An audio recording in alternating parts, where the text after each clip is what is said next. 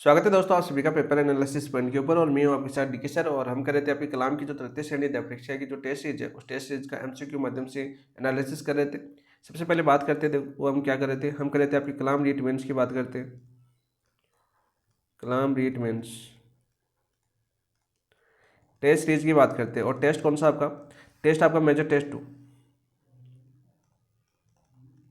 कौन सा test, major test 2। और ये मेजर टेस्ट कब होगा आपका, 26 सितंबर को ये टेस्ट होने वाला है, यानी कि परसों ये टेस्ट होगा। सबसे पहले बात करते हैं टेस्ट कैसा आपका, ये रिवीजन टेस्ट है आपका। कैसा टेस्ट है आपका, रिवीजन टेस्ट है। अब रिवीजन टेस्ट है तो इसका सिलेबस कौन सा होगा आपका, तो सिलेबस की बात करें तो इसका सिलेबस होगा आपका मैंने टेस्ट से 5 से लेकर मैंने टेस्ट 8 का कॉमन सिलेबस है वो।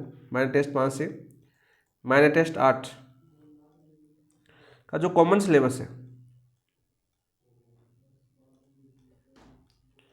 कॉमन सिलेबस है वो देखने को मिलेगा किसमें, आपका मेजर टेस्ट 2 के अंदर देखने को मिलेगी। ठीक है, तो उसी श्रृंखला में हम क्या कर रहे थे, हम कर रहे थे आपकी रिवीजन क्लास। हम भी क्या कर रहे थे, आपकी रिवीजन क्लास कर रहे थे। यानी कि आपकी बात करें सबसे पहले क्लासेज, सारे जितने भी टॉपिक थे, जितने टेस्ट हुए थे, मैंने टेस्ट 5, मैंने टेस्ट 6, मैंने टेस्ट 7 और मैंने टेस्ट 8, उन सभी टॉपिकों की एक एक रिवीजन क्लासें हम कर रहे थे। पूरे पाठ्यक्रम को दोबारा रिवाइज कर रहे थे। तो आज हम करने वाले हैं आपके, देखो दो इसमें आज की रिवीजन क्लास में आपके पूछा गया था आपका एक तो शिक्षण के उपागम, जो सभी सब्जेक्ट के लिए सेम है। शिक्षण के उपागम 25 क्वेश्चन आए थे आपके शिक्षण के उपागम के। कितने क्वेश्चन आए थे, 25 क्वेश्चन, यानी तीसरी बार पढ़ रहे हैं। देखो पहले हमने शिक्षण के उपागम आपको करवाए, फिर आपको कलाम का जो टेस्ट हुआ उसमें 25 क्वेश्चन करवाए, तो 2 बार हम पढ़ चुके हैं। और आज आपकी तीसरी बार ये शिक्षण के उपागम पढ़ रहे हैं। ठीक है, तो रिवीजन के तौर पर कौन सी बार पढ़ रहे हैं, आपकी तीसरी बार पढ़ रहे हैं। इसके अलावा आपका शिक्षण सहायक सामग्री, शिक्षण सहायक सामग्री, यहाँ से आपके 25 क्वेश्चन पूछे गए थे, तो 50 ये भी आपका तीसरी बार हो रहा है। यानी शिक्षण सहायक सामग्री है वो, एक बार हमने शिक्षण सहायक सामग्री की आपकी क्लास करवाई एमसीक्यू के माध्यम से। जितने भी महत्वपूर्ण क्वेश्चन थे, प्रीवियस ईयर क्वेश्चन पूछे गए थे विभिन्न एग्जामों के अंदर, चाहे आरपीसी हो चाहे नेक्स्ट बोर्ड हो, दोनों जिन एग्जाम में जितने क्वेश्चन पूछे थे वो सब आपको सारे करवा दिए गए। फिर आपका कलाम का टेस्ट हुआ, तो कलाम के टेस्ट में 25 क्वेश्चन आए थे, तो उनको आपको करवाया गया, यानी वापस पूरा रिवीजन आपको करवाया गया। और अब आपके मेजर टेस्ट 2 आने वाला है, तो मेजर टेस्ट 2 में भी इन दोनों टॉपिकों से आपको क्वेश्चन देखने को मिलेंगे। तो दोनों टॉपिकों को एक बार फिर से रिवाइज करें, यानी रिवीजन के तौर पर हम एमसीक्यू का एनालिसिस कर रहे हैं। किसके माध्यम से रिवाइज करेंगे, हम एमसीक्यू के माध्यम से एनालिसिस करेंगे, यानी कि विश्लेषण करेंगे। तो बहुत ही शानदार क्लास होने वाली है आज की भी। बहुत ही अच्छे अच्छे लेवल के क्वेश्चन है और बहुत ही शानदार, और सभी सब्जेक्ट के लिए सेम होते हैं। शिक्षण के उपागम और सहायक सामग्री, जैसे आपकी चाहे हिंदी हो, संस्कृत हो, एसएसटी हो, चाहे साइंस में तो चाहे उर्दू वगैरह हो, कुछ भी हो, तो उन सभी में आपके शिक्षण के उपागम और सहायक सामग्री सेम टॉपिक होता है। चलिए दोस्तों, फिर शुरुआत करते हैं एक बहुत ही महत्वपूर्ण क्लास की। और आपको साथ साथ आंसर देने, आंसर क्यों देने हैं, क्योंकि आपकी तीसरी बार पढ़ रहे हो आप। कौन सी बार पढ़ रहे हो, आपकी तीसरी बार पढ़ रहे हो।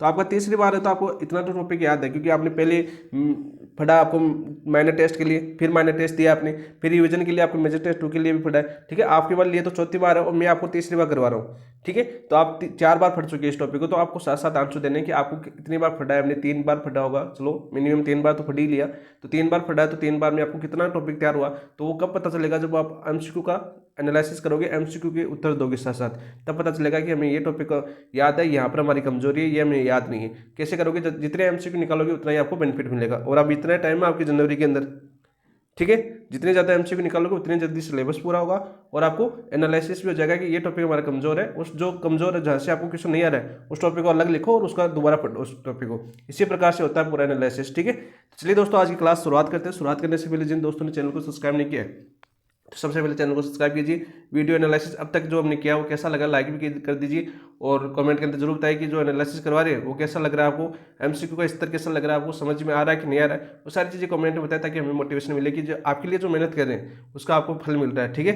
ये आपके लिए बेनिफिट हो रहा है। ठीक है, तो दोनों में आपको फायदा होगा कि हमें भी इस चीज़ का पता चल जाएगा कि आगे क्वेश्चनों का स्तर किस प्रकार से रखें, वो आपके कमेंट पर निर्भर करता है। तो कमेंट में जरूर लिखा करें कि आपको क्लास कैसी लग रही है। देखिए, आज का पहला क्वेश्चन क्या है, बहुत ही शानदार क्वेश्चन है आपका आज का। रेट 2022 में पूछा हुआ क्वेश्चन आपका, शिक्षण प्रक्रिया के किस उपागम में विद्यार्थियों को पूर्व ज्ञान के आधार पर नए ज्ञान का निर्माण करने पर बल दिया गया।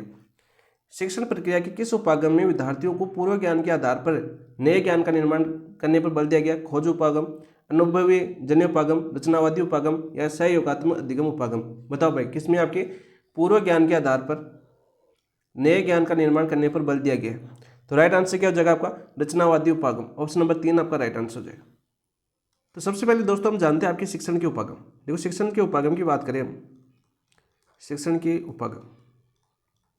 तो शिक्षण के उपागम को 3 भागों में बांटा गया। कितने भागों में बांटा गया? आपके 3 भागों में बांटा गया। 3 भागों में बांटा गया। अब 3 भाग कौन कौन से हैं आपके, वो आपको याद होनी चाहिए। वह तीनों भाग से क्वेश्चन पूछ लिया जाता है कि कौन कौन से भाग में बांटा गया है। तो पहला आपका शिक्षण प्रक्रिया के उपागम। पहला कौन सा आपका? शिक्षण प्रक्रिया के उपागम। शिक्षण प्रक्रिया उपागम। प्रक्रिया उपागम। वह दूसरा बात करें, दूसरा भाग कौन सा आपका? दूसरे भाग की बात करें तो दूसरा आपका शिक्षण योजना के उपागम। शिक्षण योजना के उपागम। योजना के उपागम। ठीक है दोस्त। तीसरा कौन सा बांटा गया आपका? तीसरा का क्या नाम है आपका? तीसरे की बात करें तो तीसरा आपका पाठ्यचर्या उपागम। पाठ्यचर्या उपागम। तो सर ये 3 भागों में बांटा गया शिक्षण के उपागम को। सीधा क्वेश्चन आपका पूछा गया है कि शिक्षण के उपागम को कितने भागों में बांटा गया? तो 3 भागों में। कौन कौन से? शिक्षण प्रक्रिया उपागम, शिक्षण योजना के उपागम और पाठ्यचर्या उपागम। तो यहाँ पर बात करें आपके शिक्षण प्रक्रिया के उपागम, तो शिक्षण प्रक्रिया के उपागम में कौन कौन से उपागम सम्मिलित है? तो यहाँ पर आते हैं आपके ये सारे जो ऑप्शन दिए हुए आपकी, खोज उपागम, अनुभवजन्य उपागम, रचनावादी उपागम और सह सहयोगात्मक अधिगम उपागम। ये सारे के सारे किससे संबंधित है? आपके शिक्षण प्रक्रिया के उपागम से संबंधित है। इसके अलावा आपका जैसे संकल्पना मानचित्र आता है। आज जो की बात करें तो कौन सा जगह आपका? संकल्पना मानचित्रण उपागम। ये भी किससे संबंधित है आपका? ये भी शिक्षण प्रक्रिया के उपागम से संबंधित है। जैसे फिर बात करें आपकी छठा, जैसे आपका पूछताछ उपागम, रिचर्ड सचमैन का है आपका पूछताछ उपागम। ठीक है दोस्त। तो यहाँ पर ये भी याद कर लीजिए साथ साथ, खोज उपागम के प्रवर्तक कौन थे आपके? प्रवर्तक कौन थे इसके? वो थे आपके बुर्नर। कौन थे? बुर्नर। फिर जैसे बात करें आपके जो अनुभव जन्य उपागम है, इसके प्रवर्तक कौन थे? तो ये भी साथ साथ याद कर लीजिए। इसके प्रवर्तक थे आपके कोल्ब एवं फ्राई।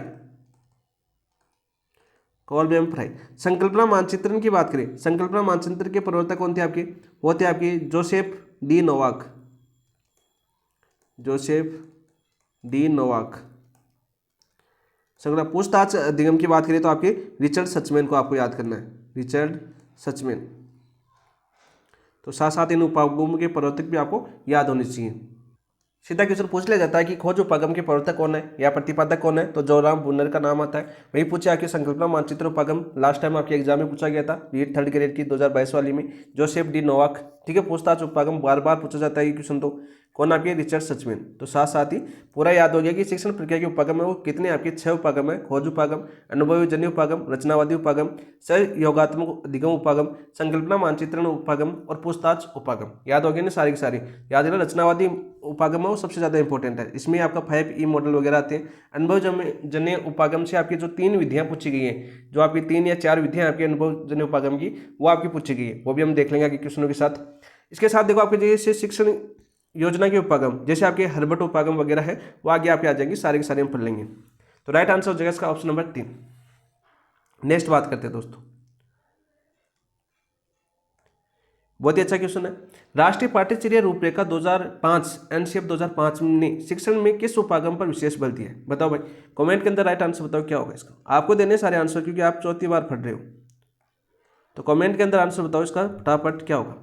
राष्ट्रीय पाठ्यचर्या रूपरेखा 2005 यानी कि एनसीएफ 2005 की बात करें, ने शिक्षण में किस उपागम पर विशेष बल दिया है? शिक्षक केंद्रित उपागम पर अधिक बल दिया है, शिक्षार्थी केंद्रित उपागम पर अधिक बल दिया है, विषय केंद्रित उपागम पर अधिक बल दिया है, या परीक्षा केंद्रित उपागम पर अधिक बल दिया है? बताओ भाई, राइट आंसर क्या हो जाएगा आपका? शिक्षार्थी केंद्रित उपागम पर अधिक बल दिया। तो ऑप्शन नंबर क्या हो जाएगा आपका? 2 आपका राइट आंसर हो जाएगा। तो यहाँ पर एक लाइन और याद कर लीजिए साथ के साथ। कौन सी लाइन आपकी? कि शिक्षण उपागम की बात करें, शिक्षण उपागम पढ़ रहे हैं तो शिक्षण उपागम की बात करें तो शिक्षण उपागम कैसी प्रक्रिया है आपकी? प्रक्रिया की बात करें तो शिक्षण व अधिगम की प्रक्रिया है। शिक्षण उपागम शिक्षण व अधिगम की प्रक्रिया है। अधिगम की प्रक्रिया है। ये क्वेश्चन आपका पूछा जा चुका है, कलाम ने टेस्ट में ये क्वेश्चन पूछा था। कैसी आपकी प्रक्रिया है? शिक्षण उपागम किसकी प्रक्रिया है? शिक्षण व अधिगम की प्रक्रिया है। सीधा क्वेश्चन पूछा जाता है। और ये क्वेश्चन पूछा जाता है कि शिक्षण विधियां किस पर आधारित होती है? जो शिक्षण की विधियां हैं वो शिक्षण उपागम पर आधारित होती है। शिक्षण विधियाँ हैं शिक्षण उपागम पर आधारित होती है। किसी भी सब्जेक्ट की जो शिक्षण की विधियाँ हैं दिया शिक्षण उपागम पर आधारित होती है, शिक्षण उपागम पर आधारित होती है, आधारित होती है। हर पॉइंट को हम याद करेंगे जो आपके एग्जाम में पूछा जा चुका है या टेस्ट में पूछा जा चुका है और जो आपके यहाँ क्वेश्चन बनने की संभावना है। तो प्रश्नों के साथ साथ हर पॉइंट को उसको यहाँ पर क्लियर करने की कोशिश करेंगे। रिवीजन बहुत ही बेहतरीन तरीके से करने वाले हैं हम इस क्लास के माध्यम से। तो ऑप्शन नंबर 2 आपका राइट। और आपके मेजर टेस्ट में जितने क्वेश्चन आए कोशिश वही रहेगी कि जितने क्वेश्चन आपके पूछे जाए वो सारे के सारे इस क्लास से अंदर आपको कवर हो, ठीक है। और आपको कमेंट में बताना भी है टेस्ट होने के बाद 26 सितंबर को कि ये क्वेश्चन आपके टेस्ट जो बताया था। वैसे तो हम एनालिसिस करेंगे मेजर टेस्ट 2 का, वहाँ पर मैं भी बता दूंगा, लेकिन आपको बताना कि आपको आए कि नहीं आए, ठीक है। वो सारे कमेंट के अंदर आपको बताना है। ऑप्शन नंबर 2 आपका राइट आंसर हो जाएगा। नेक्स्ट बात करते हैं नेक्स्ट क्वेश्चन की। इंपॉर्टेंट क्वेश्चन है और बार बार रिपीट होता है क्वेश्चन, याद कर लेना दोस्तों। नेक्स्ट बात करते हैं, आशुबेल के अनुसार सार्थक अधिगम कब संभव होता है। आशुबेल के अनुसार सार्थक अधिगम कब संभव होता है। जब छात्र केवल रटकर सीखता है, नहीं, छात्र केवल रटकर सीखता है तब तो नहीं होता भाई, ठीक है। तो ये तो गलत हो जाएगा। जब नया ज्ञान छात्र के पूर्व ज्ञान से असंबंध हो, देखो क्या दे रखा है, असंबंध हो, यदि संबंध होता तो हो सकता था, असंबंध दे रखा तो गलत हो जाएगा। जब शिक्षक अधिक उदाहरण प्रस्तुत करे, नहीं, ये भी गलत हो जाएगा। आशुबेल के अनुसार सार्थक अधिगम, तो यहाँ पर यह भी क्वेश्चन पूछा जा चुका है कि सार्थक अधिगम के पर से जुड़े वैज्ञानिक कौन थे, मनोवैज्ञानिक कौन थे, आशुबेल। ये क्वेश्चन आपका आ चुका है, आशुबेल। तो इन्होंने बताया कि जब नया ज्ञान छात्र की पूर्व संकल्पना से जुड़कर समाकलित हो, ठीक है। ऑप्शन नंबर 3 आपका राइट आंसर हो जाएगा। ऑप्शन नंबर 3 आपका राइट आंसर हो जाएगा कि सार्थक अधिगम कब संभव होगा, जब नया ज्ञान छात्र की पूर्व संकल्पना से जुड़कर समाकलित हो, तब आपका सार्थक अधिगम माना जाएगा। तो ऑप्शन नंबर 3 आपका राइट आंसर हो जाएगा। नेक्स्ट क्वेश्चन की बात करते हैं। ये देखिए, पियाजे के अनुसार किसी संकल्पना का अधिगम किन प्रक्रियाओं के माध्यम से गुजरता है। पियाजे की बात करें, बहुत ही अच्छा क्वेश्चन है पियाजे, और आपको 2-3 क्वेश्चन पूछे जाते हैं आपकी लेव वाइगोत्स्की का।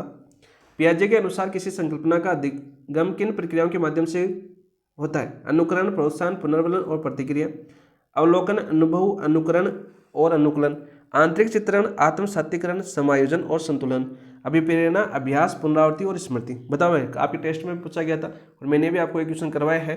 तो राइट आंसर क्या हो जाएगा आपका, राइट आंसर हो जाएगा ऑप्शन नंबर 3, आंतरिक चित्रण, आत्मसातीकरण, समायोजन और संतुलन। ऑप्शन नंबर 3 आपका राइट आंसर। देखो, सबसे पहले बात करते हैं हम पियाजे की। किसकी बात करते हैं हम, पियाजे की बात करते हैं। चलो पियाजे की बात करते हैं। पियाजे ने क्या बताया, आपका अवस्था सिद्धांत, विकास का सिद्धांत दिया।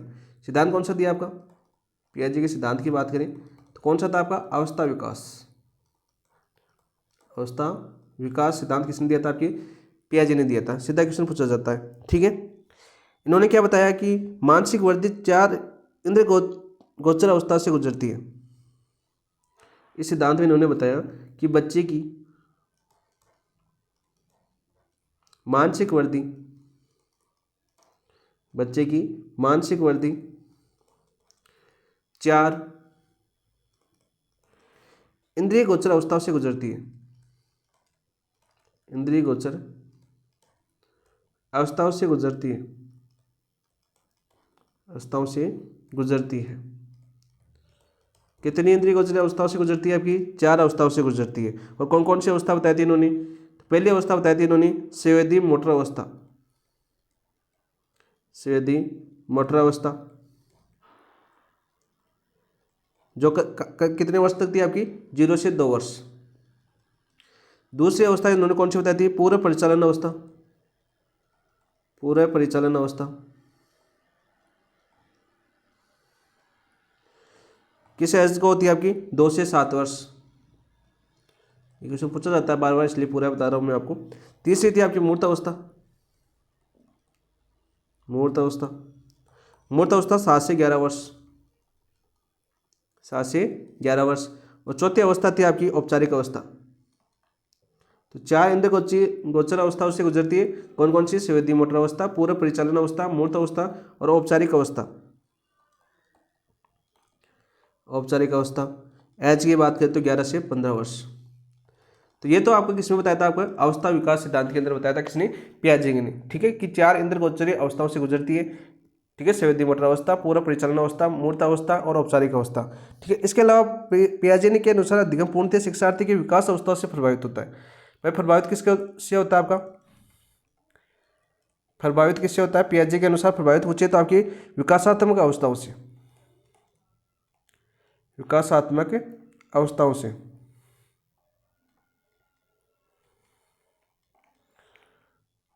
विकासात्मक अवस्थाओं से होता है। सीधा क्वेश्चन पूछ लिया कि पियाजे के अनुसार जो आपकी शिक्षार्थी की अधिगम पूर्णतया किससे प्रभावित होता है, तो आपकी विकासात्मक अवस्था आपको ऑप्शन में देखने में मिल सकता है। इंपॉर्टेंट क्वेश्चन है दोस्त, सीधा याद कर लेना इस क्वेश्चन को भी। इसके अलावा इन्होंने बताया कि संकल्पना का अधिगम 4 प्रक्रियाओं का द्वारा होता है। जो संकल्पना का अधिगम है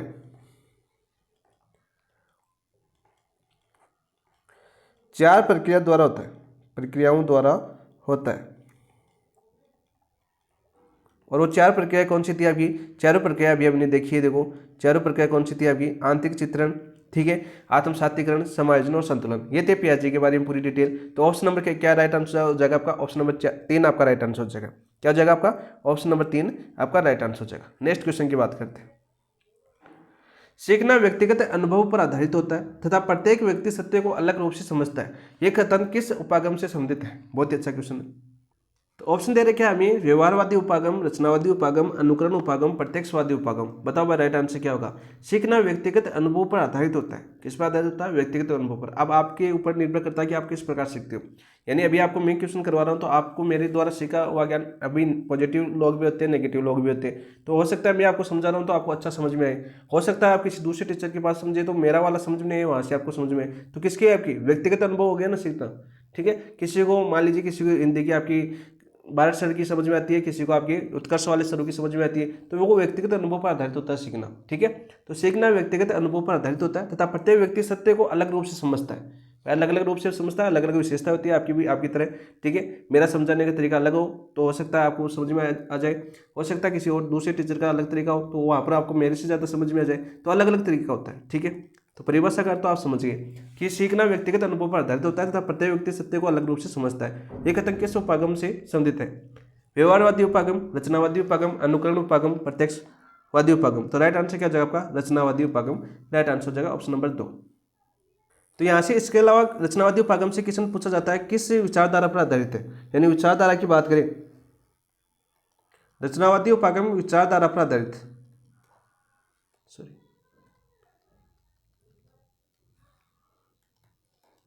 विचारधारा पर आधारित।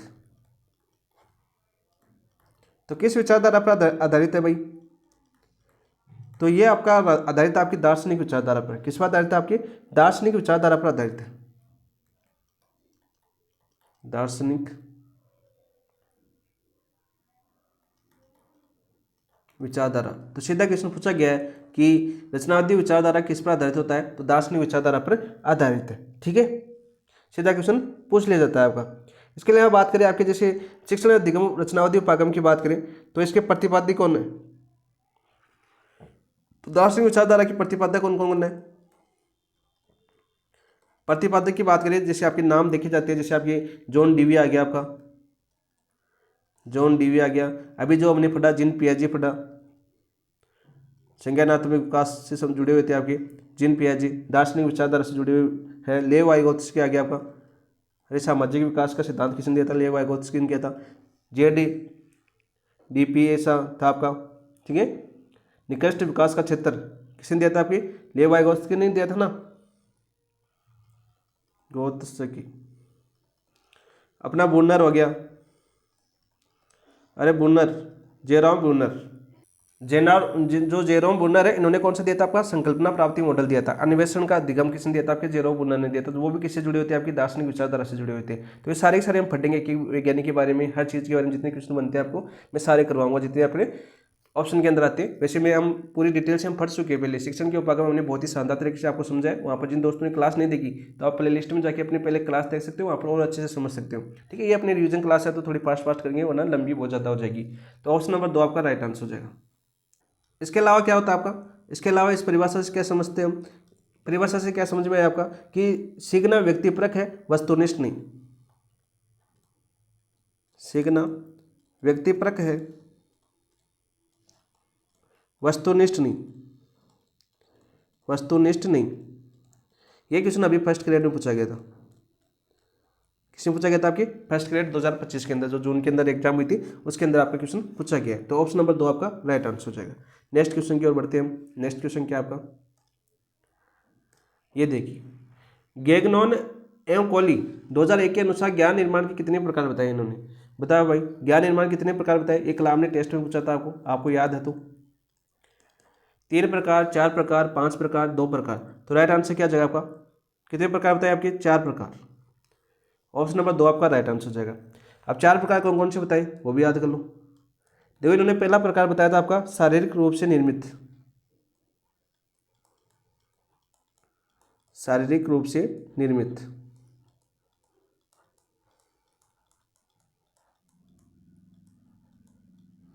शारीरिक रूप से निर्मित। दूसरा कौन सा बताया था इन्होंने? दूसरे की बात करें तो दूसरा बताया था इन्होंने सामाजिक रूप से निर्मित,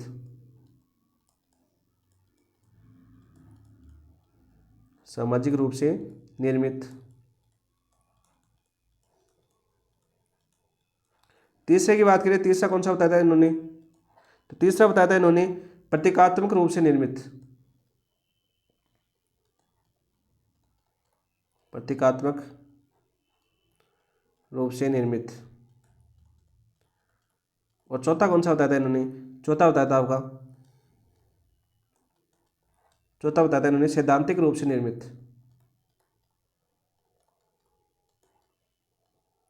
सैद्धांतिक रूप से निर्मित। तो सीधा क्वेश्चन पूछे कि गैगनॉन एवं कोहली 2001 के अनुसार ज्ञान निर्माण के कितने प्रकार बताए? तो 4 प्रकार बताए। कौन कौन से? शारीरिक रूप से निर्मित, सामाजिक रूप से निर्मित, प्रतीकात्मक रूप से निर्मित, सैद्धांतिक रूप से निर्मित। ठीक है। और इसके अलावा एक और याद कर लेना यहाँ पर ही, इन्होंने बताए थे आपके गैगनॉ और कोहली के अनुसार। देखो, गैगनॉ एवं कोहली के बारे में और जानते थोड़ा सा, इन्होंने तत्व और बताए थे। कोहली की बात करें, इनकी एक पुस्तक है,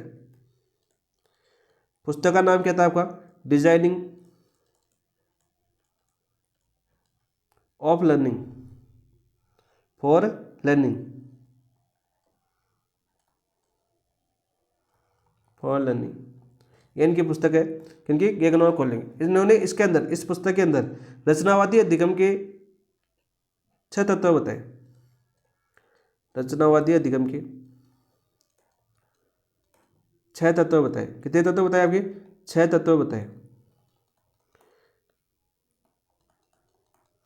ये भी याद कर लेना, ये क्वेश्चन आपको पूछा जा चुका है कि गैगनॉ और कोहली ने रचनावादी अधिगम के कितने तत्व बताए? आपके 6। इनकी पुस्तक का नाम भी पूछा जा चुका है। वो 6 कौन कौन से थे आपके? 6 की बात करें,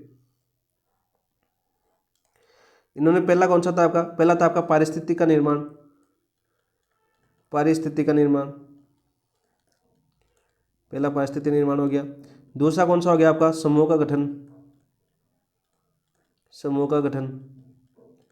तीसरा कौन सा हो गया आपका? तीसरा हो गया आपका संयोजक या योजक का निर्माण, योजक निर्माण। ठीक है दोस्त। और चौथा कौन सा हो गया? याद करो साथ साथ, प्रश्न पूछना। चौथा हो गया आपका प्रश्न पूछना। पांचवा कौन सा हो गया आपका? प्रदर्शित करना, जो प्रश्न पूछा था उसको प्रदर्शित करना। और छठा कौन सा हो गया आपका? प्रतिक्रियाएं आमंत्रित करना, प्रतिक्रिया आमंत्रित करना, आमंत्रित करना।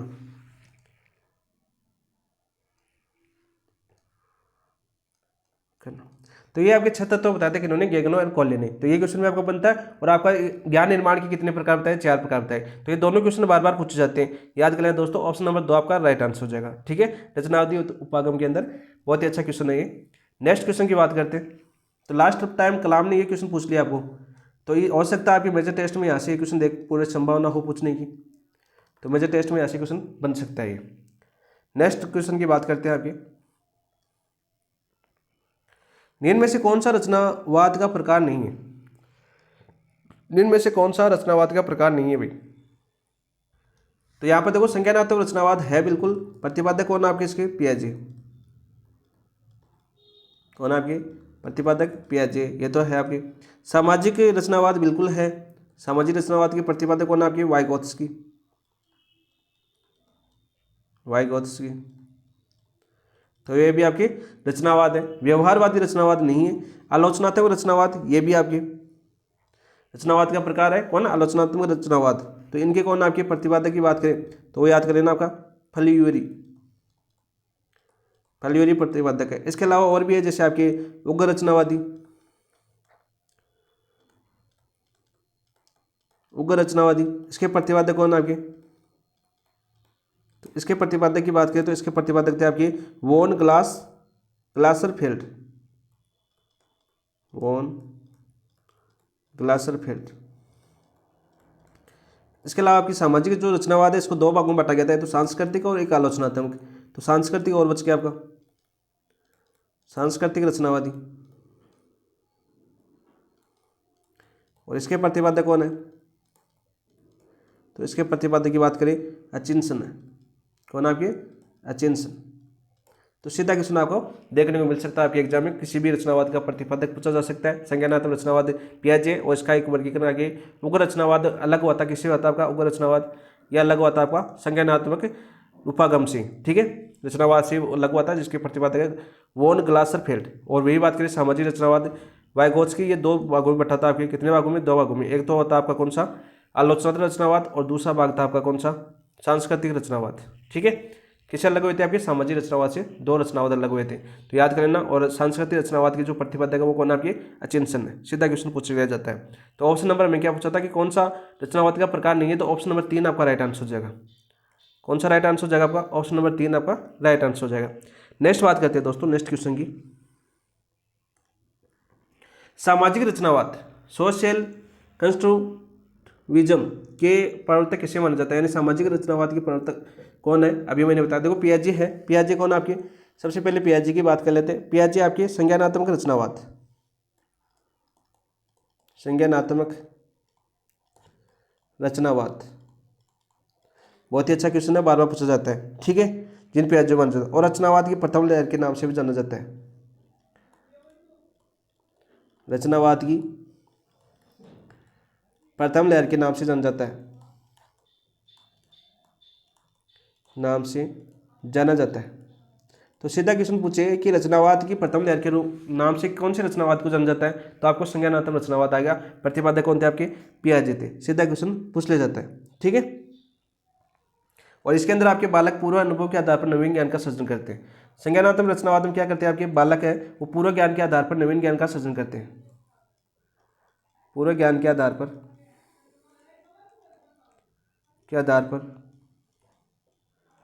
नवीन ज्ञान का सृजन, पूरे ज्ञान के आधार पर क्या करते हैं? आपके नवीन ज्ञान का सृजन करते हैं, किसमें? संज्ञानात्मक रचनावाद के ऊपर। तो सीधा क्वेश्चन पूछ लिया जाता है। ठीक है, और इन्होंने आपकी बात करी जो जिन पियाजे ने अधिगम को व्यक्तिगत प्रक्रिया मानते हैं, अधिगम को क्या मानते हैं? अधिगम को व्यक्तिगत प्रक्रिया मानते हैं, व्यक्तिगत प्रक्रिया मानते हैं। सीधा क्वेश्चन पूछ लिया जाता है कि जिन पियाजे अधिगम को किसी प्रक्रिया मानते हैं, तो व्यक्तिगत प्रक्रिया मानते हैं। ठीक है, और बालक या सीखने वाले को एक नन्हे वैज्ञानिक के रूप में देखा है। बालक को किस में माना इन्होंने? ये क्वेश्चन आपके कलाम ने पूछा था। बालक को इन्होंने क्या कहा है? नन्हे वैज्ञानिक, नन्हे वैज्ञानिक बोला। तो सीधा क्वेश्चन आपका पूछ लिया जाता है। ठीक है, सीधा क्वेश्चन आपका पूछ लिया जाता है। हमारा क्या था? सामाजिक रचनावाद था। तो सामाजिक रचनावाद क्या जाए आपका? Option number 2 Lev Vygotsky. Von, देखो वॉन ग्लासरफेल्ड हम पढ़ ही चुके हैं। देखो एरिया वॉन ग्लासरफेल्ड कौन सा था आपका? उग्रवादी रचनावाद। ठीक है, अचिंसन की बात करें, अचिंसन का कौन सा था? ये रहा अचिंसन का सांस्कृतिक रचनावाद। पढ़ चुके ना हम, देखो सारी चीज़ें बता दीजिए।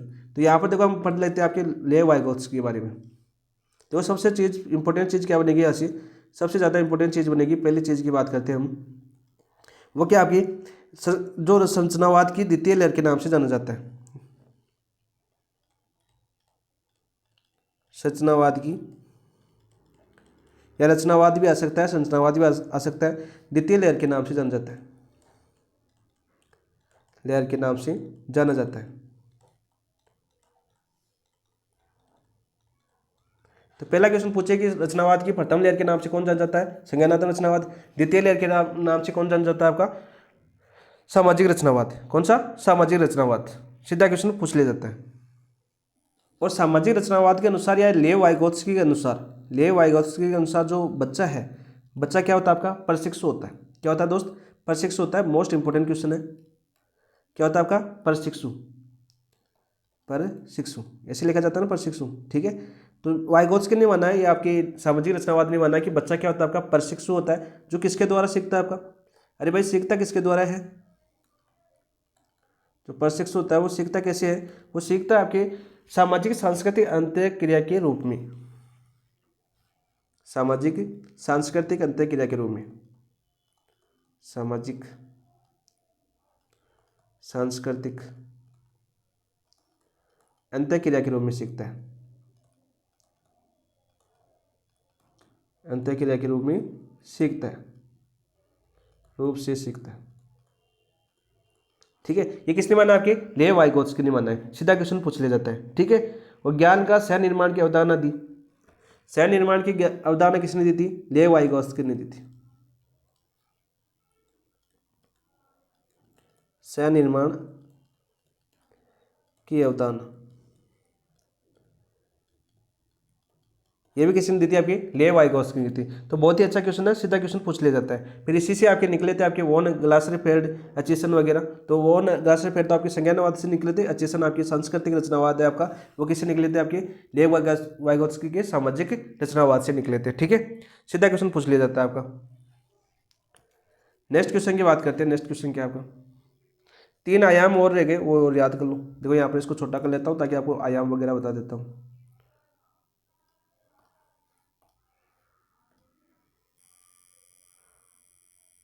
यहाँ पर इसके आयाम भी देख लेते हैं।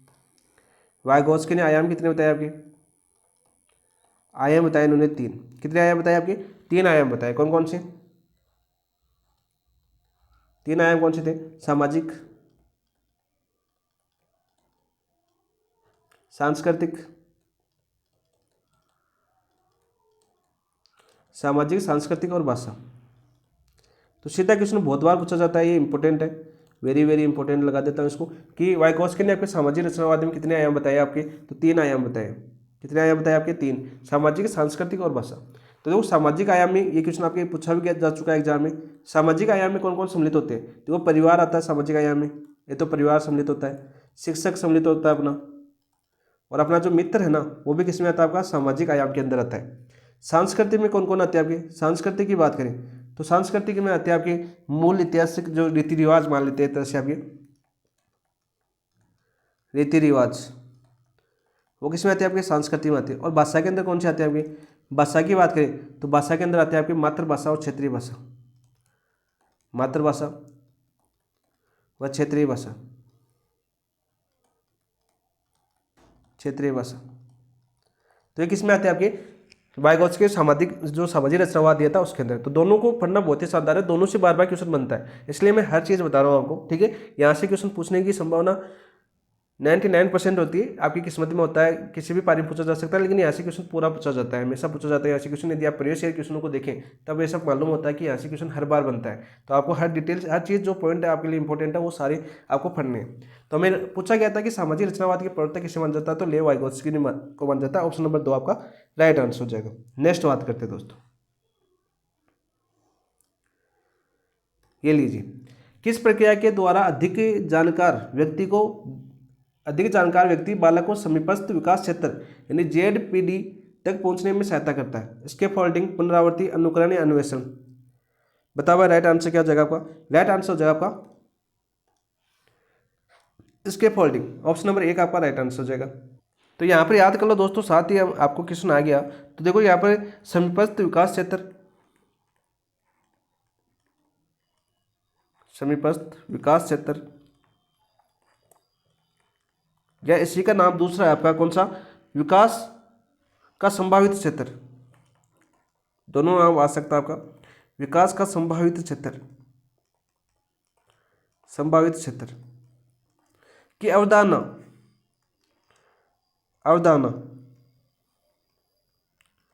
किसने दी थी भाई? अरे लेव वाइगोत्स्की ने। किसने दी थी? आपकी लेव वाइगोत्स्की की अवधारणा है गोत्स्की।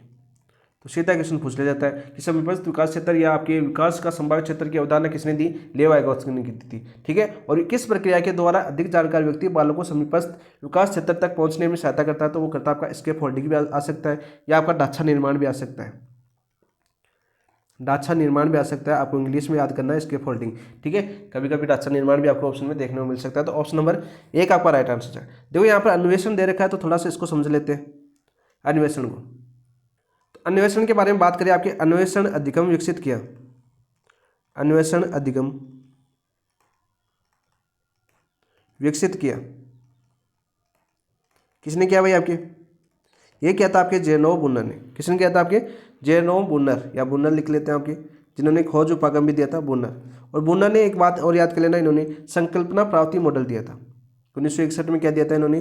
1961 में दिया था आपके संकल्पना प्राप्ति, कॉन्सेप्ट अटेनमेंट मॉडल, यानी संकल्पना प्राप्ति मॉडल,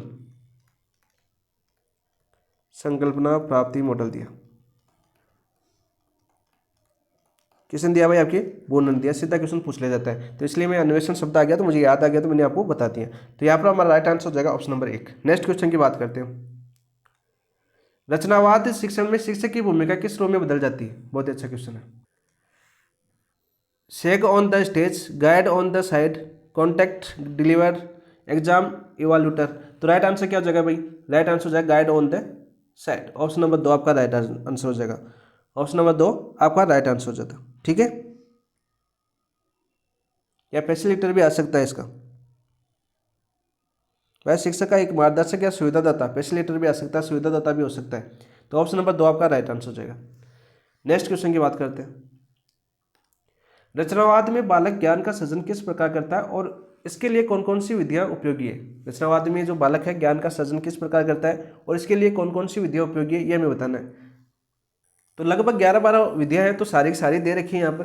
देखो, ब्रेन स्टॉर्मिंग भी है, सहयोगात्मक अधिगम भी है, सहकारी अधिगम भी है, अनुभवात्मक अधिगम भी है। ठीक है, विधि प्रयोगात्मक अधिगम भी है, खोज एवं पूछताछ आधारित अधिगम भी है, समस्या आधारित अधिगम भी है, क्रियाकलाप आधारित अधिगम भी है, संकल्पना मानचित्र अधिगम भी है, क्षेत्र भ्रमण भी है, आपकी कक्षा कक्षवार्ता भी है, वाद विवाद या समूह परिचर्चा। तो सारी की सारी विधियां उपयोगी है किसमें? रचनावाद के में बालक का ज्ञान सृजन किस प्रकार करता है और इसके लिए कौन कौन सी विधियां उपयोगी? तो सारी की सारी विधियां उपयोगी। तो ऑप्शन नंबर 4 आपका राइट आंसर हो जाएगा। सारी की सारी कौन कौन सी विधियां होगी? आपकी ब्रेन स्टॉर्मिंग होगी, सहयोगात्मक अधिगम हो गया, सहकारी अधिगम हो गया, अनुभवात्मक अधिगम हो गया, प्रयोगात्मक अधिगम हो गया, खोज एवं पूछताछ आधारित अधिगम हो गया, समस्या आधारित अधिगम हो गया, क्रियाकलाप आधारित अधिगम हो गया, संकल्पना मानचित्रण हो गया, क्षेत्र भ्रमण हो गया, कक्षा कक्षवार्ता और वाद विवाद समूह परिचर्चा उपरोक्त सभी। ठीक है, राइट आंसर क्या हो जाएगा आपका? ऑप्शन नंबर 4 आपका राइट आंसर हो जाएगा।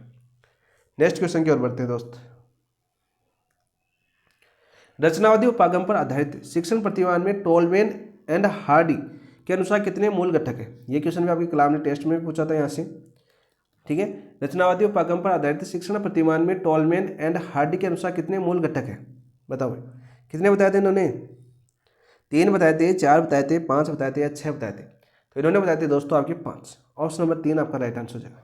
अब 5 कौन कौन से थे वो भी याद होनी चाहिए आपको। भाई 5 घटक कौन कौन से बताए इन्होंने? तो देखो, पहले की बात करते हैं तो पहला कौन सा बताया इन्होंने? पूर्व ज्ञान को उत्प्रेरित करना, पूर्व ज्ञान को उत्प्रेरित करना,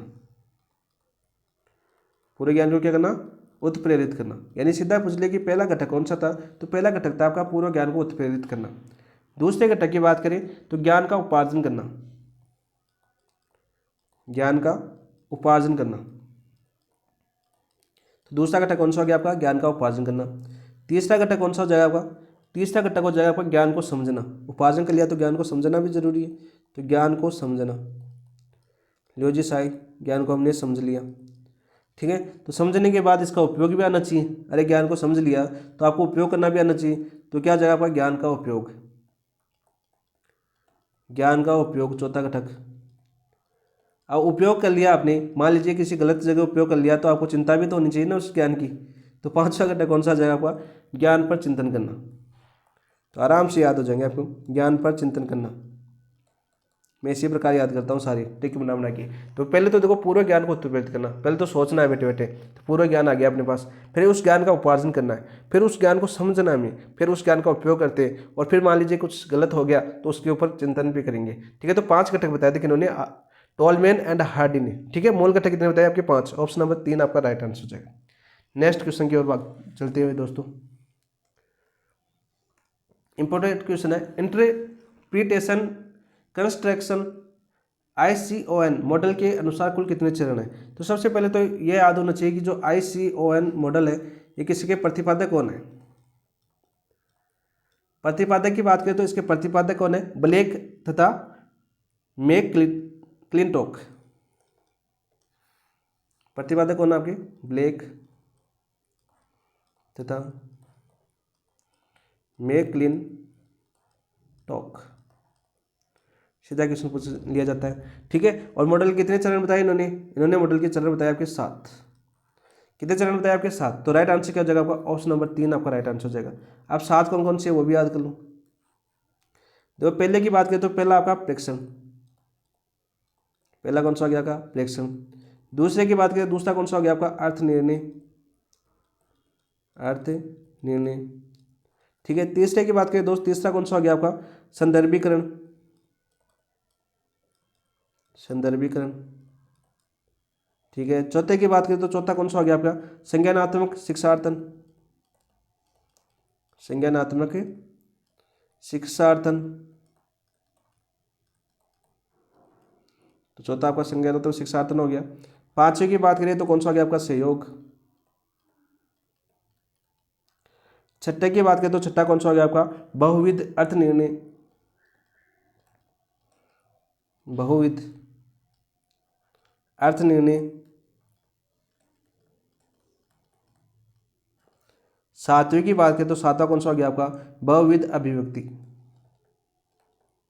बहुविध अभिव्यक्ति। तो कितने चरण हो गया भाई, 7 हो गए। किसने दिया था आपका ब्लेक और मैकक्लिंटोक ने। ठीक है, ICON मॉडल किसने दिया था, सीधा क्वेश्चन पूछा जाता है, तो ऑप्शन नंबर 3 आपका राइट आंसर हो जाएगा। चरण पूछे तो कितना 3, और प्रतिपादक पूछे तो कौन हो गया आपका ब्लेक एंड मैकक्लिंटोक। और 7 चरण मैंने आपको बता दिए, याद होनी चाहिए आपको, सीधे पूछ लिए जाते हैं। ऑप्शन नंबर 3 आपका राइट आंसर। नेक्स्ट क्वेश्चन की ओर बढ़ते हैं दोस्तों, फास्ट फास्ट करते हैं।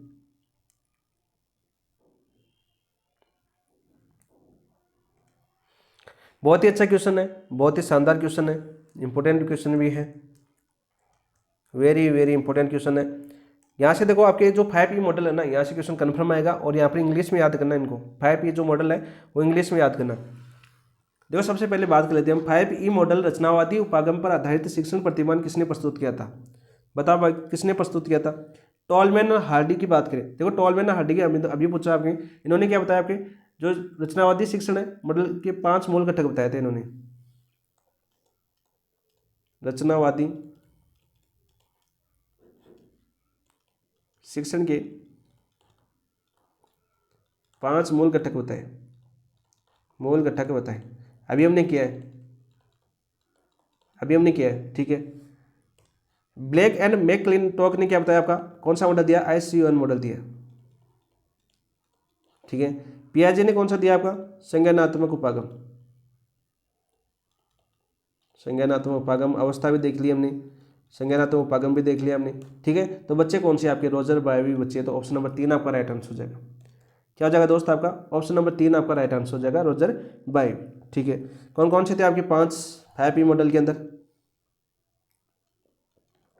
5E मॉडल की बात करें तो मैंने क्या बताया, इंग्लिश में याद करना है आपको। जैसे बात कर लेते हैं हम आपके संलग्न, हिंदी भी मैं तो बता देता हूँ, संलग्न, इंगेज। ठीक है, दूसरा कौन सा था आपका अन्वेषण या खोजना, पहला। दूसरा था आपका अन्वेषण या क्या जाएगा आपका खोजना, कौन सा जाएगा एक्सप्लोरर, स्पेलिंग देख लेना भाई एक्सप्लोरर। ठीक है, तीसरा कौन सा था आपका, तीसरा था आपका व्याख्या, एक्सप्लेन।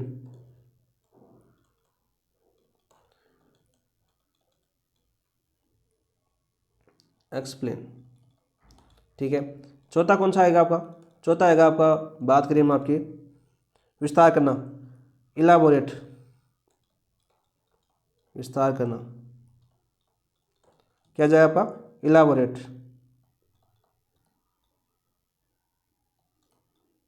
इलाबोरेट, ठीक है। और 5 और अंतिम की बात करें तो कौन सा आ जाएगा आपका? अंतिम आ जाएगा आपका मूल्यांकन, इवोल्यूशन। तो 5 मॉडल आपको इंग्लिश में याद करना है, क्योंकि इंग्लिश में शब्द पूछे जाएंगे, कौन सा 5 में सम्मिलित नहीं है। ऐसा क्वेश्चन लास्ट टाइम भी पूछा गया था आपका, इवोल्यूशन।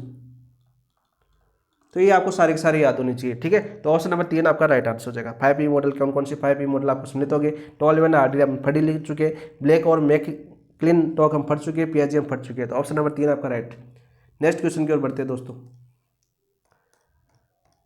रचनावधि कक्षा में किस प्रकार की विशेषता होनी चाहिए? रचनावधि जो कक्षा है उसमें किस प्रकार की विशेषता होनी चाहिए, ऐसा क्वेश्चन पूछा जाता है। यहाँ से रचनावधि विशेषताओं से एक क्वेश्चन आता है आपका। तो देखो, केवल शिक्षक द्वारा ज्ञान प्रदान करना और विद्यार्थी निष्क्रिय रहना, बिल्कुल राइट, बिल्कुल गलत हो जाएगा। ये विशेषता नहीं होनी चाहिए। शिक्षक और विद्यार्थियों की सक्रियता संतुलित, यानी शिक्षक और जो विद्यार्थी है उसकी जो सक्रियता है वो कैसे होनी चाहिए? आपकी संतुलित होनी चाहिए। इंटरेक्टिव कक्षा होनी चाहिए आपकी, बिल्कुल इंटरेक्टिव कक्षा होनी चाहिए। विविध समूह होनी चाहिए आपकी, ठीक है। वास्तविक जीवन से जुड़े अनुभव प्रदान करना, बिल्कुल राइट। तो ऑप्शन नंबर 2 आपका राइट आंसर हो जाएगा। क्या हो जाएगा आपका? ऑप्शन नंबर 2 आपका राइट आंसर हो जाएगा। नेक्स्ट क्वेश्चन की ओर बढ़ते हैं। बहुत ही अच्छा क्वेश्चन है। खोज उपागम यानी डिस्कवरी अप्रोच के प्रतिपादक कौन है? भाई खोज उपागम के प्रतिपादक कौन है? देखो, पियाजे की बात करें तो पियाजे तो आपके संज्ञानात्मक उपागम से संबंधित है। किससे संबंधित है? आपके संज्ञानात्मक उपागम, उपागम। वाइगॉट्स के आपके सामाजिक हो जाएगा, सामाजिक उपागम। तो पहले जो हम पढ़ चुके हैं उनकी व्याख्या कर लेते हैं, जो हम पढ़ चुके हैं दोनों, ठीक है। तो यहाँ पर देखो, खोज उपागम की बात करें तो मैंने बताया था आपका जेरोम ब्रूनर है। ऑप्शन नंबर 2 आपका राइट आंसर हो जाएगा, ठीक है। क्या हो जाएगा आपका? ऑप्शन नंबर 2 आपका राइट आंसर हो जाएगा। जेरोम ब्रूनर ने किसकी खोज की थी? आपकी खोज उपागम दिया था, ठीक है। और ब्रूनर के अनुसार खोज द्वारा विद्यार्थी 2 प्रकार से सीख सकता है। इन्होंने बताया कि खोज द्वारा विद्यार्थी 2 प्रकार से सीख सकता है, 2 प्रकार से सीख सकता है।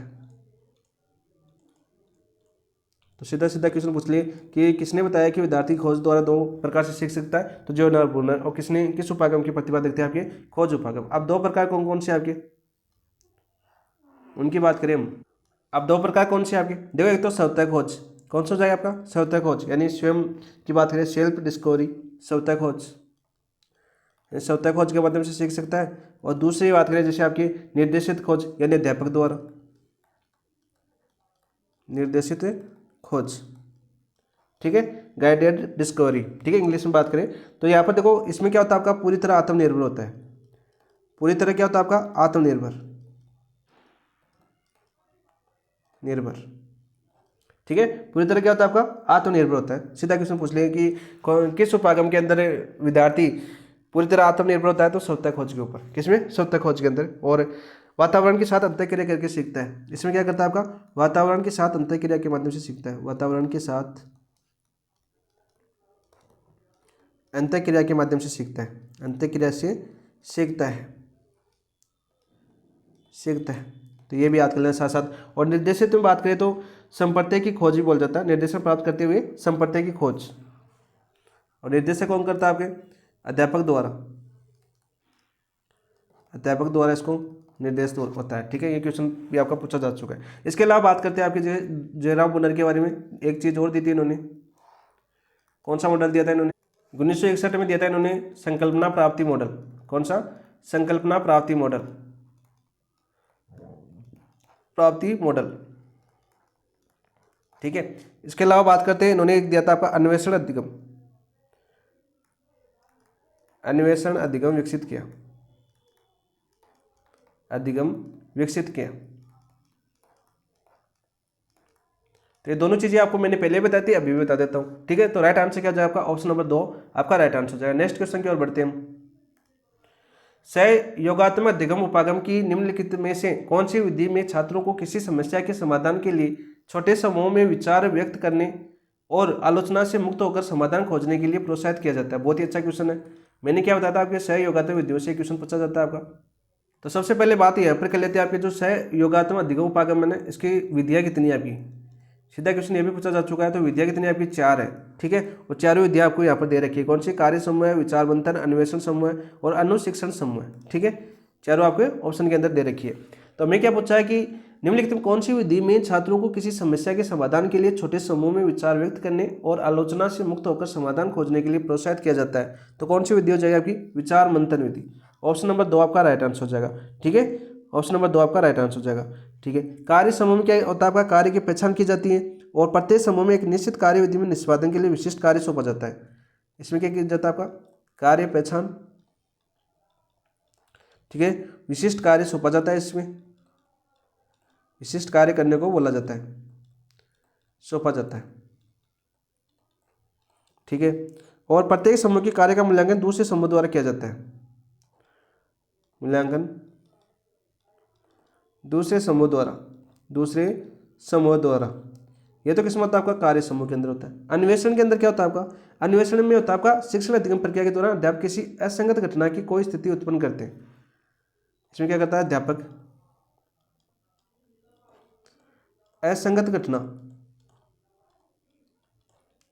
की कोई स्थिति उत्पन्न करते हैं, कोई स्थिति उत्पन्न करते हैं, फिर विद्यार्थी उस पर अन्वेषण करते हैं, स्थिति उत्पन्न करते हैं इस विधि के अंदर, ठीक है। और फिर आपके विद्यार्थी इसमें समाधान की खोज करनी होती है विद्यार्थियों के अंदर। अन्वेषण में क्या होता है आपका? योग्यता अनुसार समूह बनाने में सहायता करते हैं। इसमें क्या करता है आपका जो शिक्षक या अध्यापक है, योग्यता अनुसार समूह बनाने में सहायता करता है, समूह बनाने में सहायता करता है। तो सीधा क्वेश्चन पूछा जाता है शिक्षक द्वारा किसी संकल्पना की पहचान की जाती है अन्वेषण में। शिक्षक द्वारा क्या की जाती है अन्वेषण में? शिक्षक द्वारा संकल्पना की पहचान,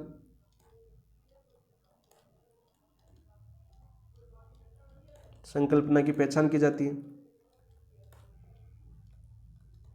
और हमें पूछा है आपका विचार मंथन विधि, तो ऑप्शन नंबर 2 आपका राइट आंसर हो जाएगा। वही बात करें आपके सहसंयोगात्मक उपागम के चरण पूछे, तो इसके चरण भी पूछ लिए जाते हैं कभी कभी। तो इसके चरण कितने आपके? चरण 5 है। ये भी याद कर लो साथ साथ कि सहयोगात्मक अधिगम उपागम के चरण कितने हैं? तो आपके 5 चरण है। कितने? 5 चरण। और विधियाँ कितनी आपकी? 4 विधियाँ है। सीधा क्वेश्चन पूछ लिया जाता है, ठीक है। और इस उपागम में अधिगम की जिम्मेदारी विद्यार्थी स्वयं की होती है।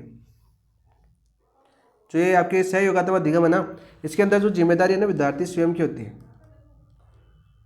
जिम्मेदारी विद्यार्थी की स्वयं की होती है, विद्यार्थी की स्वयं की होती है, ठीक है। ऑप्शन नंबर 2 आपका राइट आंसर हो जाएगा। पूरा क्वेश्चन समझने के प्रयास किया हमने यहाँ पर। नेक्स्ट क्वेश्चन की बात करते हैं। बाकी हमने पहले भी किया, वहाँ पर आप और देख सकते हो, डिटेल से समझाया हुआ वहाँ पर। अनुभवजन्य अधिगम उपागम में कौन सा मुख्य आधार है? अनुभवजन्य अधिगम उपागम में कौन सा मुख्य आधार है? प्रत्यक्ष अनुभव से सीखना, केवल पाठ्य पुस्तक पढ़ना, शिक्षक का व्याख्यान, परीक्षा परिणाम पर ध्यान। तो राइट आंसर क्या जगह आपका? प्रत्यक्ष अनुभव से सीखना। बहुत ही अच्छा इंपॉर्टेंट क्वेश्चन है आपका, पूछा जा सकता है आपके टेस्ट में भी, एग्जाम में भी आ सकता है आपका कि अनुभवजन्य अधिगम उपागम में कौन सा मुख्य आधार है। तो ऑप्शन नंबर 1 आपका राइट आंसर हो जाएगा। देखो सबसे पहले बात करते हैं आपके अनुभवजन्य अधिगम उपागम की। तो इसके प्रवर्तक कौन है? प्रवर्तक आ सकता है, प्रतिपादक आ सकता है। तो वो कौन आपके? वो आपके कोल्ब एवं फ्राई। कौन आपके? ये तो कोल्ब आता है आपका, एवं फ्राई आता है, पहले बताया मैंने आपको। इन्होंने कोल्ब एंड फ्राई ने आपके अनुभवजन्य अधिगम के 4 स्तर बताए। इन्होंने कितने स्तर बताए आपके? 4 स्तर बताए, ठीक है। और ये 4 स्तर कौन से आपके? तो पहला आता है आपका मूर्त अनुभव, एक प्रक्रिया के रूप में चलते हैं। सबसे पहले आता है आपका मूर्त अनुभव, मूर्त अनुभव। दूसरा चरण कौन सा था आपका? विचारशील प्रेक्षक, विचारशील प्रेक्षक। तीसरा आता है आपका कौन सा? अमूर्त संकल्पनात्मकता, अमूर्त संकल्पनात्मकता। और चौथा चरण था आपका, चौथा स्तर था आपका सक्रिय प्रायोगिकरण, सक्रिय प्रायोगिकरण। सीधा क्वेश्चन आगे पूछा जाता है कि कोल्ब एवं फ्राई ने जो अनुभवजन्य अधिगम उपागम के कितने स्तर बताए? तो 4 स्तर बताए। इंपॉर्टेंट क्वेश्चन है और सीधा पूछा जा चुका है ये। और किस पर मुख्य आधार किस पर आपका? प्रत्यक्ष अनुभव से सीखना, प्रमुख इसका आधार है। ठीक है, इस उपागम का आधार क्या है आपका, प्रत्यक्ष रूप से सीखना। ऑप्शन नंबर 1 आपका राइट आंसर हो जाएगा। नेक्स्ट बात करते हैं दोस्तों, नेक्स्ट क्वेश्चन क्या आपका, संकल्पना मानचित्रण कॉन्सेप्ट मैपिंग विधि किसने विकसित की। बताओ भाई, संकल्पना मानचित्रण कॉन्सेप्ट मैपिंग विधि किसने विकसित की। प्रोफेसर जोसेफ डी नोवाक, ले वाइगोत्स्की। देखो आपके सामाजिक उपागम से जुड़े होते हैं, आपके सामाजिक उपागम जोना बुनर हम पढ़ चुके हैं, आपके खोज उपागम किससे जुड़े होते हैं, आपके खोज उपागम। डेविड कोल्ब की बात करें तो कोल्ब किससे जुड़े होते हैं भाई, वो जुड़े होते हैं आपके अनुभवजन्य अधिगम उपागम, अनुभवजन्य अधिगम उपागम से जुड़े हुए थे। तो राइट आंसर क्या हो जाएगा आपका, संकल्पना मानचित्रण किससे दिया था, आपके प्रोफेसर जोसेफ डी नोवाक। बहुत ही इंपॉर्टेंट क्वेश्चन है और लास्ट टाइम भी आपके एग्जाम में पूछा गया था ये क्वेश्चन, फिर से बता रहा हूँ। ऑप्शन नंबर 1 आपका राइट आंसर हो जाएगा, प्रोफेसर जोसेफ डी नोवाक। ठीक है दोस्तों, सीधा क्वेश्चन आ जाता है आपका। घटक कितने बताए इन्होंने, घटक तो बताया, देखो इसमें बात कर लेते हैं आपके, इसके अंदर घटक कितने आपके याद कर लेना, घटक तो कितने आपके 3। अब 3 घटक कौन कौन से हैं, तो सबसे पहले बात करते हैं, पहला कौन सा आपका, जैसे संकल्पना कॉन्सेप्ट आ गया। ठीक है, दूसरा कौन सा आ गया आपका, अनुबंधन, दूसरा घटक कौन सा आपका, अनुबंधन। और तीसरा घटक कौन सा है इसमें, तीसरा घटक है अनुबंधनों के लिए लेबल, अनुबंधनों के लिए लेबल। तो सीधा क्वेश्चन आ जाता है आपका कि जो संकल्पना मानचित्रण है उसमें घटक कितने आपके 3, और संकल्पना मानचित्रण की बात करें इसके चरण कितने हैं। नेक्स्ट क्वेश्चन बनेगा आपके चरण, तो चरण कितने आपके 4 है, चरण कितने आपके 4 है। अब 4 कौन से आपके, देखो पहला आपका अमूर्त का प्रस्तुतिकरण, अमूर्त का प्रस्तुतिकरण, पहला चरण क्या हो जाएगा आपका, अमूर्त का प्रस्तुतिकरण। दूसरा चरण क्या हो जाएगा आपका, तर्क वाक्य, तर्क वाक्य या शब्द का चरण, शब्द का चरण। और तीसरा क्या हो जाएगा आपका, अनुप्रयोग, तीसरा क्या हो जाएगा, अनुप्रयोग। और चौथा क्या हो जाएगा आपका, समापन, चौथा क्या हो जाएगा आपका, समापन हो जाएगा। ये 4 चरण है आपके संकल्पना मानचित्र के, और इसको देखो विकसित किसने किया था, आपके प्रोफेसर जोसेफ डी नोवाक ने विकसित किया था। ठीक है दोस्तों, याद करना, सीधा क्वेश्चन पूछ लिया जाता है। और इसके घटक कितने आपके 3 है, चरण कितने आपके 4, सारे के सारे क्वेश्चन आपके पूछे जा चुके हैं। ऑप्शन नंबर 1 आपका राइट आंसर हो गया। फिर से मैंने डिटेल से पढ़ा दिया, पूरा जितने क्वेश्चन आए थे उन सभी को डिटेल से बताया, एक भी ऐसा कॉन्सेप्ट नहीं छोड़ा है कि पॉइंट जहाँ से आपको क्वेश्चन नहीं बनाओ या आपको पूछने की संभावना कम हो, सारे बता दिए मैंने। सोचा रिवीजन करते हैं तो अच्छे से कर लेते हैं रिवीजन भी। ठीक है, नेक्स्ट क्वेश्चन की बात करते हैं। देखो, पूछताछ से आधारित अधिगम, इंक्वायरी बेस्ड लर्निंग की वकालत किसने की थी। जॉन डीवी ने की थी, पियाजे ने की थी, ले वाइगोत्स्की ने की थी, या प्रोफेसर जोसेफ डी नोवाक। देखो नोवाक को तो कैंसिल कर दूं, ठीक है, वाइगोत्स्की भी नहीं थे, पियाजे भी नहीं थे, जॉन डेवी थे। कौन थे आपके, जॉन डेवी। कब की थी, 1918 में की थी इन्होंने, 1918 में वकालत की थी। सीधा क्वेश्चन पूछ लिया जाता है। ठीक है, अभी यहाँ पर बात कर लेते हैं आपकी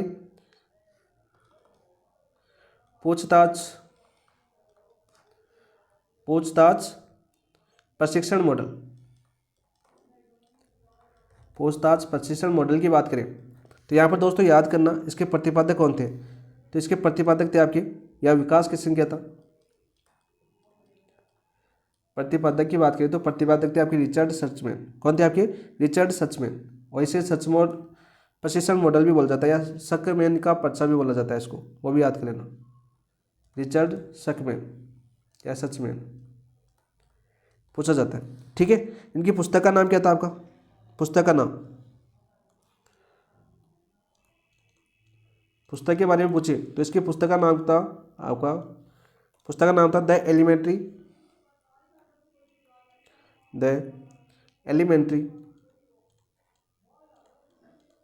याद करना दोस्तों, सीधा पूछा जा चुका है elementary, the elementary school training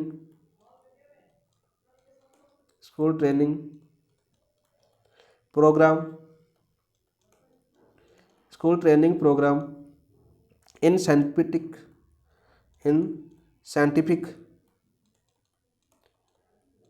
scientific inquiry. और कब आई थी ये पुस्तक, ये पुस्तक आई थी आपकी 1966 के अंदर। कब आई थी, 1966 के अंदर आई थी। ठीक है, तीसरा क्वेश्चन पूछ लिया जाता है इसके अंदर, इसका आधार क्या था। आधार क्या था, वो था आपका आगमन तर्क। मोस्ट इंपॉर्टेंट क्वेश्चन है, किस पर आधारित है आपकी? आगमन तर्क पर आधारित, तर्क पर आधारित। तो यहाँ से मोस्ट इंपॉर्टेंट क्वेश्चन ये बनता है आपका, मोस्ट इंपॉर्टेंट क्वेश्चन। किसी तक पूछा जाता है कि पूछताछ जो प्रशिक्षण मॉडल है वो किस पर आधारित था? तो आगमन तर्क पर आधारित था। किस पर था? आगमन तर्क पर आधारित था।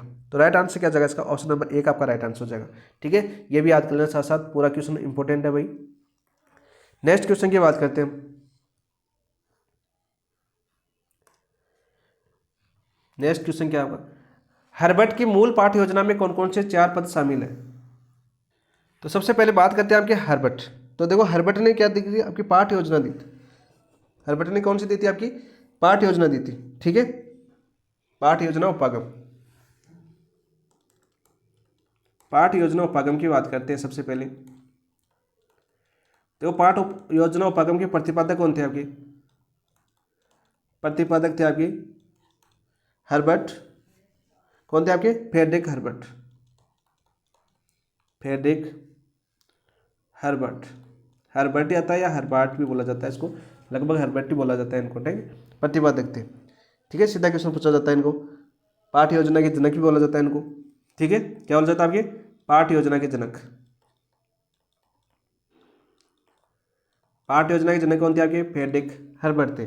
ठीक है, और पाठ योजना की जननी भी कहलाती है। सबसे प्राचीन होने के कारण जो हर्बर्ट की जो पाठ योजना है वो सबसे प्राचीन होने के कारण पाठ योजना की जननी भी कहलाती है। ये सभी क्वेश्चन आपके पहले बच चुके थे। इन्होंने किस विषय वस्तु पर अधिक बल दिया? बल की बात करें, इन्होंने बल किस पर दिया? तो बल इन्होंने दिया था आपके प्रस्तुतिकरण पर। किस पर दिया था? आपके प्रस्तुतिकरण पर सर्वाधिक बल दिया था। इन्होंने सर्वप्रथम क्या बताया था? इन्होंने 4 पद दिए थे। कितने दिए थे आपके? मूल रूप से बात करें तो मूल रूप में कितने पद दिए थे? इन्होंने 4 पद दिए थे। और वो 4 पद कौन से? ये तो क्वेश्चन पूछा है। तो वो 4 पद कौन से? देखो ऑप्शन दे रखा है आपका, स्पष्टता, संबंध, व्यवस्था, विधि, पूर्व ज्ञान, व्याख्या, प्रयोग, मूल्यांकन। ठीक है, संलग्न, अन्वेषण, व्याख्या या मूल्यांकन, अवलोकन, अर्थ निर्णय, सहयोग, अभिव्यक्ति। तो वो 4 पद कौन से थे? मूल 4 पद थे आपके, स्पष्टता, संबंध, व्यवस्था और विधि। ऑप्शन नंबर 1 आपका राइट आंसर हो जाएगा।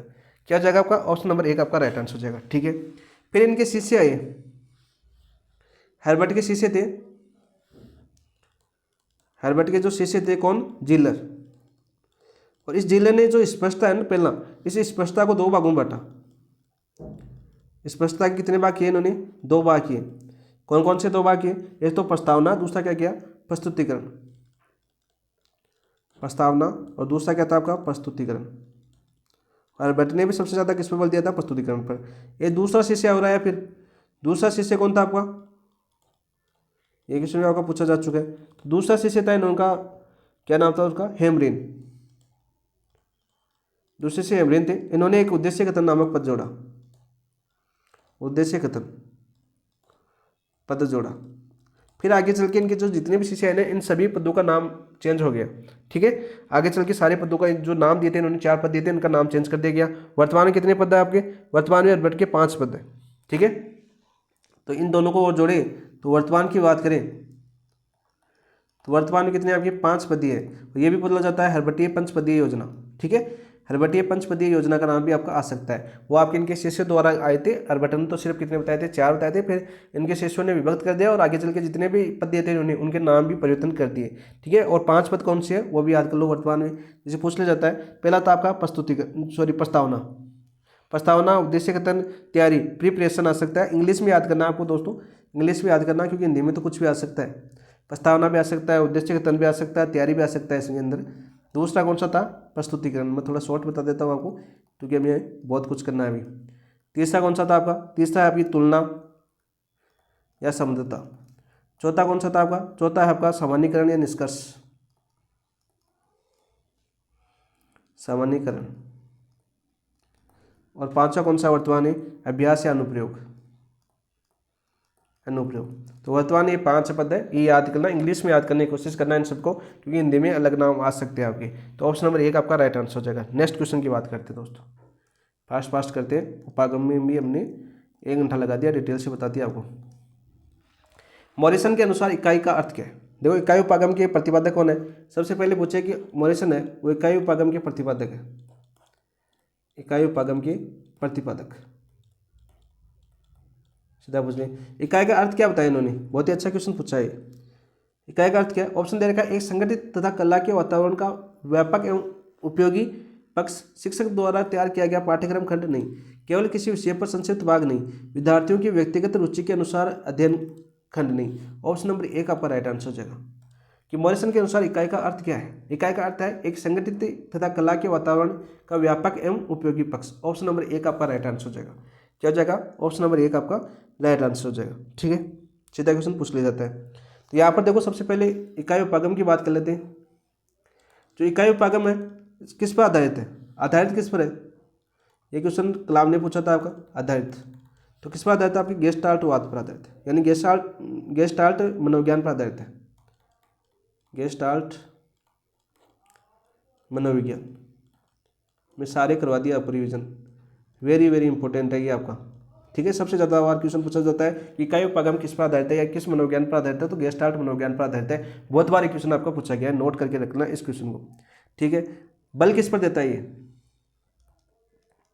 बल देता है आपका परिपाक क्रिया पर। किस पर देता है, आपका विषय वस्तु की जो परिपाक क्रिया है ना उस पर बल देता है, परिपाक क्रिया पर। यह क्वेश्चन पूछा जाता है। अरे जैसे आर्यभट्ट की जो पंचपदी योजना है वो तो देती है किस पर, प्रस्तुतिकरण पर बल देती है। ठीक है, उसी प्रकार जो मॉरिसन की इकाई योजना है वो किस पर बल देती है, आपकी परिपाक क्रिया पर बल देती है। ठीक है, वही बात करते हैं इसके जो पद है, पद कितने दिए इन्होंने, 5 पद है। अब 5 पद कौन कौन से वो भी याद कर लो साथ साथ ही, कर रहे हो तो पूरा कर लेते हैं। फिर खोज करना, खोज करना या अन्वेषण आ सकता है, या अन्वेषण। दूसरा कौन सा था भाई, प्रस्तुतिकरण, प्रस्तुतिकरण। तीसरा कौन सा था आपका, आत्मीकरण, आत्मीकरण या आपका परिपाक क्रिया भी आ सकता है, परिपाक। चौथा कौन सा था आपका, संगठन का व्यवस्थापन, संगठन का व्यवस्थापन, तो संगठन का व्यवस्थापन हो गया। पांचवा कौन सा हो गया आपका, आवर्ती या अभिव्यक्तिकरण, अभिव्यक्तिकरण। तो सीधा क्वेश्चन पूछ लिया जाता है। तो ऑप्शन नंबर एक आपका राइट आंसर हो जाएगा। ठीक है, जितना फास्ट करें और जितना शॉर्ट करें वही आपके लिए बहुत इंपॉर्टेंट है, क्योंकि रिवीजन क्लास अभी वैसे हम पहले कर चुके हैं, वहाँ पर और देखना, वहाँ पर डिटेल से समझाया गया है हर क्वेश्चन। ये सारे के सारे क्वेश्चन अलग है, वहाँ पर अलग क्वेश्चन थे, ये अलग क्वेश्चन है। ठीक है, तो ऑप्शन नंबर एक आपका राइट आंसर हो जाएगा। नेक्स्ट क्वेश्चन की बात करते हैं। मैसूर की पाठ योजना ERCM का प्रतिपादक किसने दिया, ये भी कलाम ने यहाँ से क्वेश्चन पूछा, तो मैंने यहाँ से भी लिया है क्वेश्चन। ठीक है, तो यहाँ पर देखो बात करते हैं, सबसे पहले तो सीधा यही क्वेश्चन पूछा था, तो प्रोफेसर HR दवे थे। कौन थे आपके, professor HR Dave. Option number एक आपका राइट आंसर हो जाएगा। जो आपके मैसूर के पाठ योजना RCEM का, इसका अन्य नाम बात करें, अन्य नाम क्या हो जाएगा आपका, NCERT उपागम। क्या हो जाएगा आपका, NCERT उपागम, NCERT उपागम हो जाएगा। अन्य नाम पूछिए तो क्या हो जाएगा आपका, NCERT उपागम हो जाएगा। ठीक है, बल किस पर दिया इसने,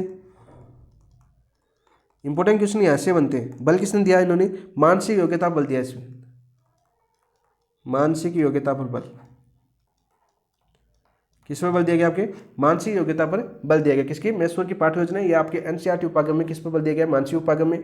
इकाई उपागम की बात करें तो परिपाक क्रिया के ऊपर। आर्यभट्ट की पंचपदी योजना बात करें तो प्रस्तुतिकरण पर बल दिया गया। हर चीज आपको बाहर से समझा रहे हैं। इन्होंने उद्देश्य कितने बताए आपके, उद्देश्य की बात करें तो इन्होंने 4 बताए। वो 4 उद्देश्य कौन से बताए आपके, तो पहला था आपका कौन सा, ज्ञान। दूसरा था आपका बोध। तीसरा था इसके अंदर इन्होंने क्या बताया आपका, प्रयोग। और चौथा का क्या बताया इन्होंने, ये बताया आपको इन्होंने सृजनात्मक। और ये क्वेश्चन बार बार पूछा गया है, कौन सा, सृजनात्मक वाला। ये क्वेश्चन आपका बार बार पूछा गया है कि इसके अंदर कौन कौन से सम्मिलित है। तो इसके अंदर सम्मिलित की बात करें तो आपके विश्लेषण, संश्लेषण और मूल्यांकन सम्मिलित है। विश्लेषण, संश्लेषण एवं मूल्यांकन, इसमें समाहित आपकी सृजनात्मक। ये क्वेश्चन बार बार आपके एग्जाम में पूछा गया है, मोस्ट इंपोर्टेंट क्वेश्चन है भाई। ठीक है, कि विश्लेषण, संश्लेषण, मूल्यांकन किस उपागम में या जो NCERT उपागम या आपकी RCM में सम्मिलित है, तो सृजनात्मक के ऊपर। किसमें, सृजनात्मक। ये ऑप्शन के अंदर ये था आपका सृजनात्मक। ठीक है, याद रखना दोस्तों। 17 मानसिक योग्यताओं का विकास बताया इन्होंने। मानसिक योग्यता कितनी बताई इन्होंने, मानसिक योग्यता की बात करें तो 17 बताए। कितने बताए आपकी, 17 बताए। ठीक है, चरण की बात करें तो चरण कितने बताए इन्होंने, 3 चरण बताए। RCEM के चरण की बात करें तो चरण कितने आपके 3, और तीनों बार बार पूछे जाते हैं, मोस्ट इंपोर्टेंट क्वेश्चन है आपके। जैसे आपका इनपुट, इंग्लिश में बता देता हूँ मैं, इनपुट, ठीक है। इनपुट में कौन कौन से आते हैं आपके, निवेश, अदा, देखो निवेश आता है, तो ये कौन सा आता है आपका, अदा आता है आपका, ये कौन सा आता है आपका, आगत आता है, ये तीनों नाम आ सकते हैं आपके, ठीक है। दूसरा था आपका आउटपुट, कौन सा आपका, नहीं, प्रोसेस, 2 नंबर पर क्या आता है आपका, प्रोसेस। इंग्लिश में याद कर लेना, हिंदी में तो कुछ भी आ सकता है, प्रक्रिया। और तीसरे की बात करें आपके, तीसरा कौन सा आता है इसके अंदर, प्रोसेस के बाद आउटपुट। आउटपुट की बात करें तो पर्दा बोल सकते हैं या निर्गत बोल सकते हैं, पर्दा भी आ सकता है ऑप्शन में, आपको निर्गत भी देखने को मिल सकता है, ठीक है। ये 3 चरण थे RCEM के, ये भी आपके क्वेश्चन पूछा जा चुका है।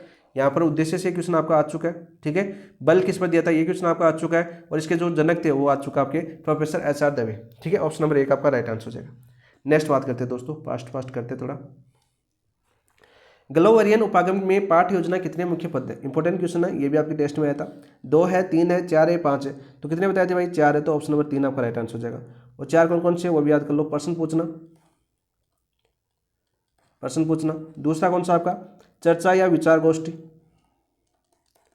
चर्चा या विचार गोष्ठी, ठीक है। तीसरा पूछे तो आपका कौन सा जगह, अन्वेषण या खोजबीन, अन्वेषण या खोजबीन, और चौथा कौन सा जगह पर, अभिव्यक्ति या विद्यार्थी क्रिया, अभिव्यक्ति या विद्यार्थी क्रिया। नेक्स्ट क्वेश्चन की बात करते हैं दोस्तों। ब्लूम के मूल्यांकन उपागम के अनुसार मूल्यांकन प्रक्रिया के मुख्य घटक क्या है, तो ब्लूम ने मूल्यांकन उपागम की बात करें तो मूल्यांकन प्रक्रिया के घटक कितने बताए, इन्होंने 3 बताए थे। कितने बताए थे आपके, 3, ये देखा होगा आपने, त्रिभुज बना हुआ, ठीक है। तो पहले कौन था आपका, उद्देश्य निर्धारण, उद्देश्य निर्धारण। दूसरा फिर कौन आता है आपका, अधिगम अनुभव, अधिगम अनुभव। और तीसरे कौन आता है आपका, व्यवहार में परिवर्तन, व्यवहार में परिवर्तन, ठीक है। जिसे बात करें मूल्यांकन के उपकरण, मूल्यांकन के उपकरण, सीधा क्वेश्चन पूछ लिया जाता है, ठीक है। तो कौन सा जाएगा, उद्देश्य निर्धारण, अधिगम अनुभव, व्यवहार में परिवर्तन, ऑप्शन नंबर 1 आपका राइट आंसर हो जाएगा। याद कर लें दोस्तों। नेक्स्ट क्वेश्चन की बात करते हैं,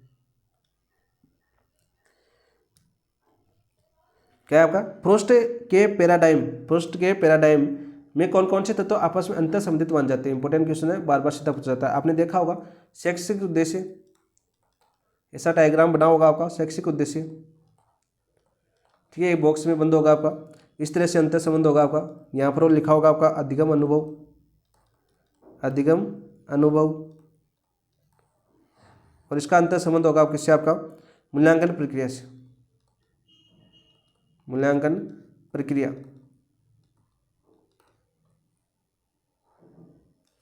और इस तरह से आपका डायग्राम देखा होगा आपने बुक के अंदर। तो राइट आंसर क्या जगह देखो आपका, शैक्षणिक उद्देश्य कहाँ पर दे रखा है, ये रहा आपका, ये शिक्षण उद्देश्य, इस शिक्षण को हटा देना, शिक्षण उद्देश्य, अधिगम अनुभव, मूल्यांकन प्रक्रिया। ऑप्शन नंबर 1 आपका राइट आंसर हो जाएगा, ठीक है। ऑप्शन नंबर 1 आपका राइट आंसर हो जाएगा, सीधा क्वेश्चन पूछ लिया जाता है भाई, ठीक है।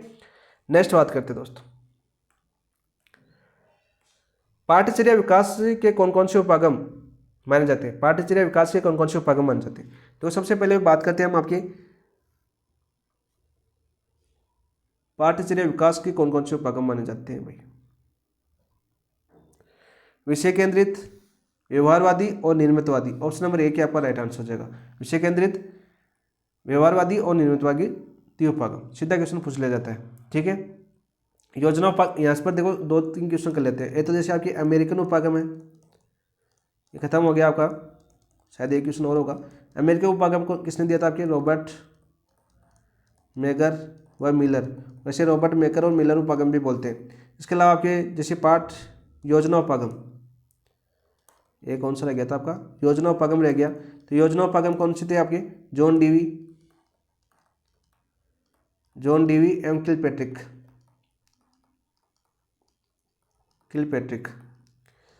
ठीक है। तो ये भी साथ साथ याद कर लो। नेक्स्ट बात करते हैं दोस्तों, नियमितवादी पाठ्यचर्या में विकसित करने में सबसे महत्वपूर्ण क्या माना जाता है, दे रखा आपका पाठ्य पुस्तक और शिक्षक, अधिगम परिवेश और अनुभव, परीक्षा और मूल्यांकन, समय सारणी और पाठ्य योजना। तो राइट आंसर क्या हो जाएगा आपका? हमें पूछा है नियमितवादी पाठ्यचर्या विकसित करने में सबसे महत्वपूर्ण क्या माना जाता है? तो अधिगम परिवेश और अनुभव। ऑप्शन नंबर 2 आपका राइट आंसर हो जाएगा।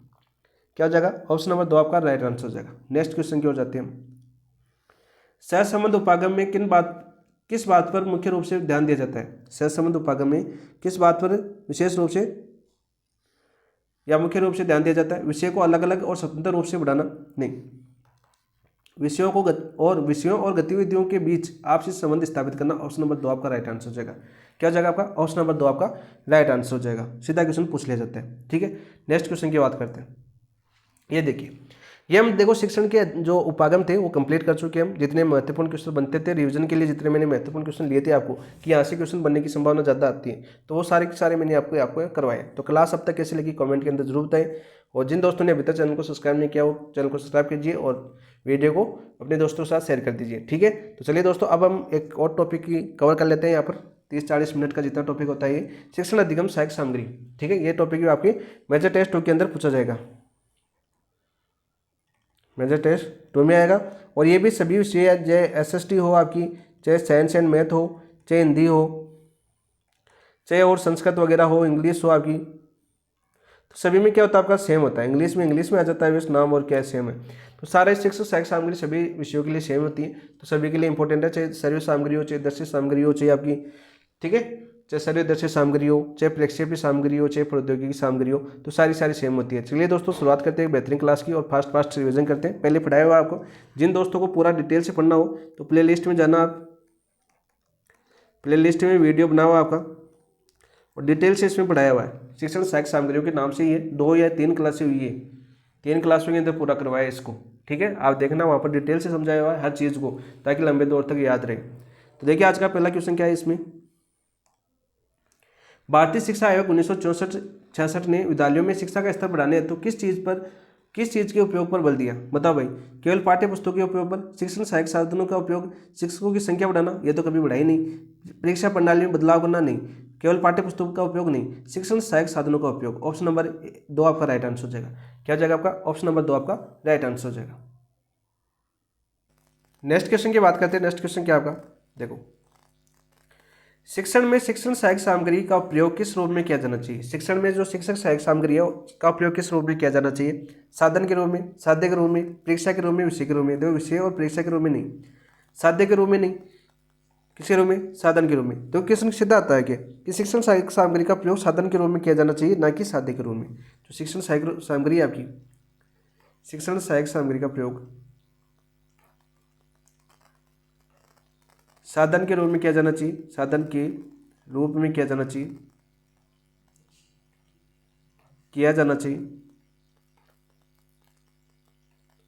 साध्य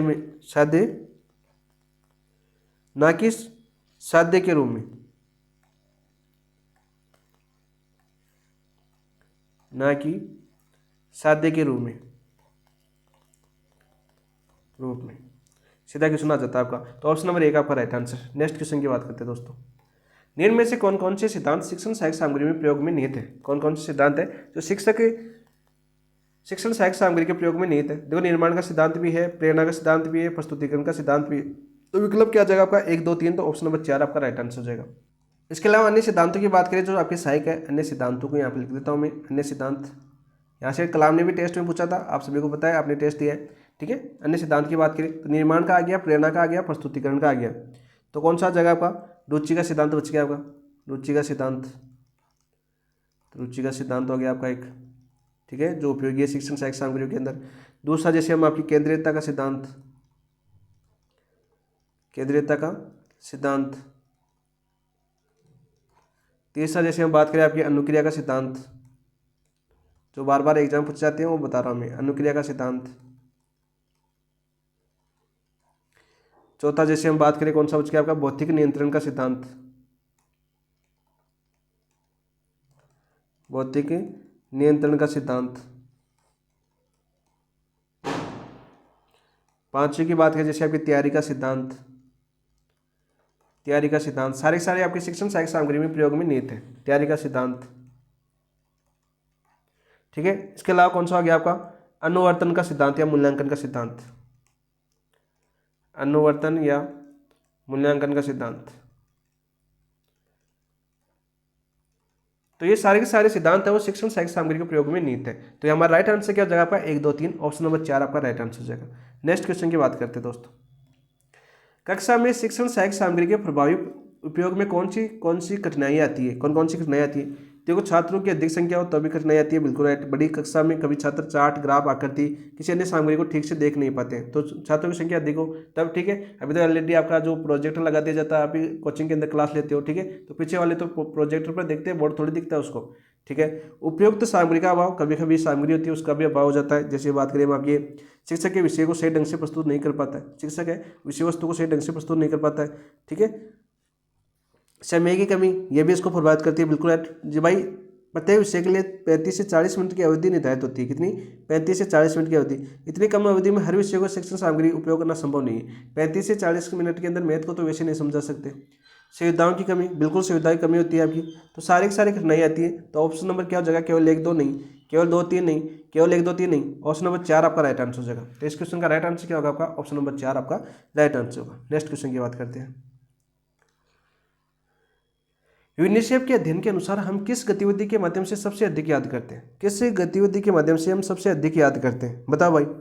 केवल सुनकर नहीं, देखो केवल सुनकर की बात करें या केवल देखकर की बात करें, तो केवल देखकर तो हम कितना पढ़ सकते हैं, हम याद कर सकते हैं? 30% याद कर सकते हैं। केवल सुनकर कितना याद कर सकते हैं हम? 20% याद कर सकते हैं। केवल पढ़कर कितना याद कर सकते हैं हम? 10% याद कर सकते हैं। लेकिन देखकर और सुनकर बात करें तो कितना कर सकते हैं हम? 50% याद कर सकते हैं। कितना? 50%। तो हमें ये पूछा कि ऑप्शन के माध्यम से, ऑप्शन नंबर 2 आपका राइट आंसर हो जाएगा कि यूनिसेफ के अध्ययन के अनुसार हम किस गतिविधि के माध्यम से सबसे अधिक याद करते हैं। तो आपकी हो जाएगा देखकर और सुनकर, ठीक है। और कहकर सुनकर हम 90% याद कर सकते हैं। यदि ऑप्शन में आपका कहकर व सुनकर होता, वह सुनकर होता, तो कितना कर सकते हैं हम? 90% याद कर सकते हैं। तो ये यदि ऑप्शन में होता तो फिर ये आपका राइट आंसर होता, लेकिन ऑप्शन में ये था तो ऑप्शन नंबर 2 आपका राइट आंसर हो जाएगा, ठीक है। इसके अलावा एक और आता है, हम कैसे सीखते हैं? हम कैसे सीखते हैं, यहाँ से भी आपका क्वेश्चन पूछा जाता है। देखो, एक तो यूनिसेफ ने बताया था हम कैसे याद करते हैं, दूसरा देखो एक तो था हम किस गतिविधि के माध्यम से अधिक याद करते हैं। तो यहाँ पर तो ये फट गई अपनी 500 फट लिया। हम कैसे सीखते हैं? देखो, हम चक्कर कितना सीखते हैं? हम चक्कर 1% सीखते हैं। कितना? 1%। छूकर कितना सीखते हैं हम? छूकर छूकर हम आपके 2% सीखते हैं, ठीक है। सूंघकर हम कितना परसेंट सीखते हैं? सूंघकर हम 3% सीखते हैं। और सुनकर हम 11%। सुनकर कितना? भाई मैं बोल रहा हूँ तो आप 11% सीख रहे हो, और देख रहे हो साथ साथ जो मैं लिख रहा हूँ आप देख भी रहे हो, तो देख कर कितना पढ़ सकते हो आप? 83% आप याद कर सकते हो, सीख सकते हो, ठीक है भाई। हम देख के कितना? भाई 83% हम देख के सीख सकते हैं कि ये क्वेश्चन इस प्रकार से हल होगा, इस प्रकार से हल नहीं होगा, ठीक है। और कहकर सुनकर हम 90% याद कर सकते हैं। तो आपके लिए ये वीडियो बहुत महत्वपूर्ण है, ठीक है। इसे यूनिसेफ के इस अध्ययन के लिए बहुत ही महत्वपूर्ण है। तो ऑप्शन नंबर 2 आपका राइट आंसर हो जाएगा। नेक्स्ट बात करते हैं दोस्तों, नेक्स्ट क्वेश्चन। एडगर डेल के अनुभव शंकु का मुख्य उद्देश्य क्या है? जो एडगर डेल है उसके अनुभव शंकु का मुख्य उद्देश्य क्या है? तो ये क्वेश्चन भी आपका पूछा गया क्वेश्चन है, इंपॉर्टेंट क्वेश्चन है भाई। छात्रों की याददाश्त बढ़ाना नहीं, छात्रों की याददाश्त बढ़ाना नहीं, शिक्षण सहायक सामग्री और सहायक प्रणालियों की सापेक्ष प्रभावशीलता को स्पष्ट करना, बिल्कुल राइट। तो ऑप्शन नंबर 2 आपका राइट आंसर हो जाएगा।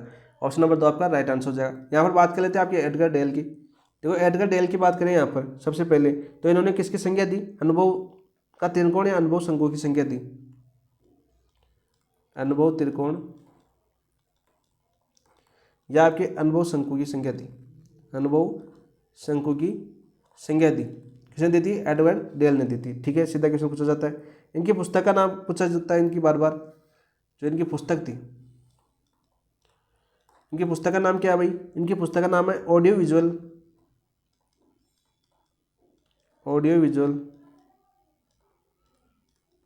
मेथड इन टीचिंग, ठीक है। तो ये इनकी पुस्तक थी, audio visual in method in teaching, ठीक है। पुस्तक सीधा नाम पूछ लिया जाता है, जिसके अंदर इन्होंने बात करें आपके अनुभव शंकु को प्रदर्शित किया था, ठीक है। अनुभव शंकु को प्रदर्शित किया था। और ये 2 सिद्धांतों पर काम करती है, प्रत्यक्ष से अप्रत्यक्ष और मूल से अनुभव। किस सिद्धांत पर काम करता है अनुभव? जो डेल का जो सिद्धांत है उनकी बात करें तो प्रत्यक्ष से अप्रत्यक्ष और मूल से अमूर्त, प्रत्यक्ष से अप्रत्यक्ष और मूर्त से अमूर्त सिद्धांत पर काम करता है, अमूर्त सिद्धांत पर आधारित है। ठीक है, मूर्त से अमूर्त सिद्धांत पर आधारित है, ये क्वेश्चन पूछ लिया जाता है। तो ऑप्शन नंबर 2 आपका राइट आंसर हो जाएगा। और इन्होंने कितने बताए आपके 11 सोपान बताए, कितने 11 बताए भाई। वर्गीकरण कितने प्रकार से प्रस्तुत किया इन्होंने अनुभव शंकु को, 11 प्रकार। आगे क्वेश्चन है देखते हैं, देखो मैंने लिया है। हाँ, एडेल के अनुभव शंकु में कुल कितने प्रकार के वर्गीकरण प्रस्तुत किए गए, तो 9, 10, 11 या 12, तो 11। ऑप्शन नंबर 3 आपका राइट आंसर हो जाएगा। और नीचे से शुरू करना आपका, नीचे से जैसे पहला नंबर पर आता है आपका वास्तविक प्रत्यक्ष अनुभव, वास्तविक प्रत्यक्ष अनुभव, एडगर डेल वाला बता रहा हूँ, ठीक है। फिर आपके एनसीईआरटी ने संशोधन भी कर दिया इसके अंदर, वो अलग है। 2 नंबर पर आता है आपका नियोजित कृत्रिम अनुभव, नियोजित कृत्रिम अनुभव। 3 नंबर पर कौन आता है आपका अभिनयात्मक भागीदारी। कल आपने पूछा था ना, ऐसे पूछा था क्वेश्चन नीचे से ही, अभिनयात्मक भागीदारी। और इसी से क्वेश्चन पूछा जाता है भाई, बार बार क्वेश्चन आता है यहाँ से, तो याद कर लेना थोड़ा सा। 4 नंबर पर आता है आपका प्रदर्शन। 5 नंबर पर कौन सा आता है आपका भ्रमण। 6 नंबर पर कौन सा आता है आपका प्रदर्शित सामग्री।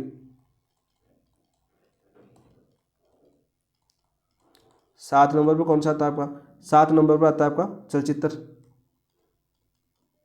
चलचित्र। 8 नंबर पर कौन सा आता है आपका स्थिर चित्र।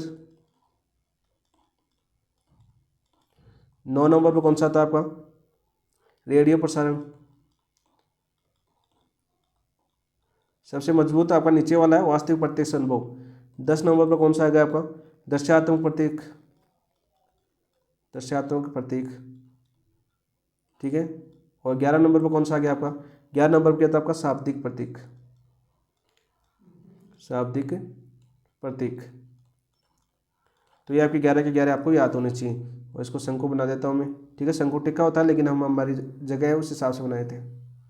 तो ये आपका अनुभव शंकु हो गया, ठीक है। और सिद्धांत की बात करें तो यहाँ से आता है आपका अप्रत्यक्ष, अप्रत्यक्ष अमूर्त अनुभव, अमूर्त अनुभव लिखा होता है इधर।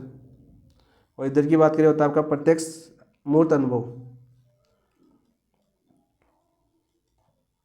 मूर्त अनुभव,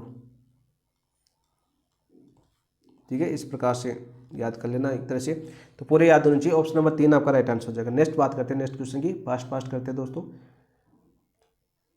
क्लास बड़ी हो जाएगी अपनी। शिक्षण सहायक सामग्री को किन आधारों पर वर्गीकृत किया गया, बहुत ही अच्छा क्वेश्चन है। तो आप सभी को पता होना चाहिए कितने आधारों पर वर्गीकृत किया है, 3 आधारों पर वर्गीकृत किया गया है। इंद्रियों के आधार पर, ठीक है, प्रौद्योगिकी के आधार पर और प्रेक्षेपण के आधार पर। ऑप्शन नंबर 1 आपका राइट आंसर हो जाएगा। क्या जाएगा आपका ऑप्शन नंबर 1 आपका राइट आंसर हो जाएगा। देखो इंद्रियों के आधार पर बात करें तो कितने प्रकार से बांटा गया आपके इंद्रियों के आधार पर 4 प्रकार से बांटा गया। कितने 4 प्रकार। तो इंद्रिय आधार पर 4 प्रकार कौन कौन से हो गया आपके, वो भी याद कर लो साथ साथ। दर्शय, दूसरा था आपका सर्वे, तीसरा कौन सा हो गया आपका दर्शय सर्वे, दर्शय सर्वे। और चौथा कौन सा हो गया आपका प्रत्यक्ष अनुभव, प्रत्यक्ष अनुभव, ठीक है। ये तो 4 हो गए किसी इंद्रियों। प्रौद्योगिकी के आधार पर 2 भागों में बटा गया। कौन कौन से आपके सॉफ्टवेयर, सॉफ्टवेयर, सॉफ्टवेयर और आपके हार्डवेयर, 2 भागों में बांटा गया। और प्रक्षेपण के आधार पर 2 भागों में बांटा गया। आपके कौन कौन से 2 भाग है वो भी याद कर लो साथ साथ, प्रक्षेपित और अप्रक्षेपित, प्रक्षेपित और अप्रक्षेपित।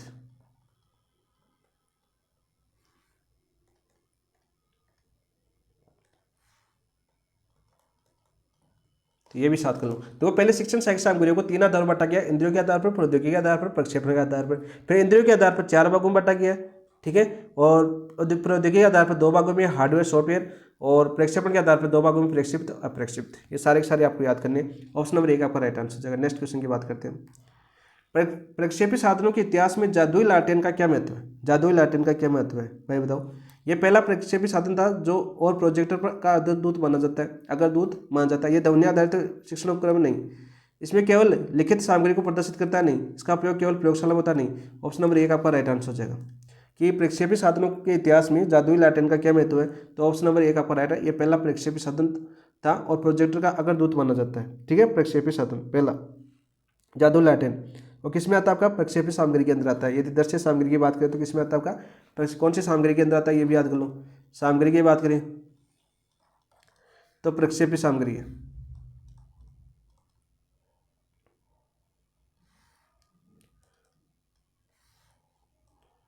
प्रक्षेपी सामग्री सीधा क्वेश्चन पहुंच चला जाता है। और किस में आता है आपका, पारदर्शक, कैसे स्लाइड अंकित करता है ये, पारदर्शक स्लाइड अंकित करता है, पारदर्शक स्लाइड, सीधा क्वेश्चन पूछा जाता है। नेक्स्ट क्वेश्चन की बात करते हैं हम। एपीस्कोप का उपयोग किसके लिए किया जाता है, एपीस्कोप का अपारदर्शी वस्तुओं को प्रदर्शित करने के लिए, पारदर्शी स्लाइड दिखाने के लिए, इसके लिए किया जाता है आपका जादुई लालटेन का उपयोग, जादुई लालटेन। उपनाम भी आ सकता है इसका, मायादीप भी बोला जाता है इसको, क्या बोला जाता है आपका, मायादीप। जादुई लालटेन को क्या बोला जाता है, मैंने पीछे नहीं बताया, मैंने यहाँ पे बता देता हूँ, मायादीप भी बोला जाता है, ठीक है। तो यहाँ पर क्या हो जाएगा, केवल ध्वनि रिकॉर्डर के लिए नहीं, डिजिटल सामग्री प्रस्तुत करने के लिए नहीं, अपारदर्शी वस्तुओं को प्रदर्शित करने के लिए किसका उपयोग किया जाता है, आपका एपीस्कोप का उपयोग किया जाता है। किसका, स्कोप का। जैसे हम बात करें आपके एग्जाम्पल के तौर पर, एग्जाम्पल के तौर पर आप छायाचित्र ले सकते हो, छायाचित्र, या आपके पाठ्य पुस्तक ले सकते हो, ठीक है। ऑप्शन नंबर 1 आपका राइट आंसर। नेक्स्ट क्वेश्चन की बात करते हैं। एपिडायस्कोप किस प्रकार की वस्तु को प्रदर्शित करता है। देखो हमने पढ़ा जादुई लालटेन, देखो हमने एक चीज़ पढ़ी, पहली पढ़ी हमने जादुई लालटेन या मायादीप। लालटेन पढ़ा ना, वो तो कैसा करता है आपका, पारदर्शक वस्तु, कैसा करता है आपका, पारदर्शक स्लाइड प्रदर्शित करता है, यानी पारदर्शक वस्तु, ठीक है। फिर हमने दूसरा नंबर पढ़ा हमने एपिस्कोप, एपिस्कोप पढ़ा, वो क्या करता है, अपारदर्शक वस्तुओं को प्रदर्शित करता है, अपारदर्शक, ठीक है। और इन दोनों को मिला के कौन, किसका निर्माण किया गया था, आपका एपिडायस्कोप। तो यहाँ पर राइट आंसर क्या हो जाएगा आपका, पारदर्शी और अपारदर्शी दोनों प्रकार की वस्तुएं। ऑप्शन नंबर 3 आपका राइट आंसर हो जाएगा, ठीक है। ऑप्शन नंबर 3 आपका राइट आंसर हो जाएगा। सीधा क्वेश्चन पूछा जाता है भाई, ये भी कैसे आपका प्रक्षेपी, तीनों हम तीन पढ़ रहे हैं, जादुई लालटेन, एपिस्कोप और पारदर्शी अपारदर्शी, सारे के सारे कैसे आपके बताओ, एपिडायस्कोप, पारदर्शी, ये आपके सारे प्रक्षेपी साधन है। सामग्री की बात करें तो सामग्री कैसी है आपकी, प्रक्षेपी सामग्री, तीनों की तीनों।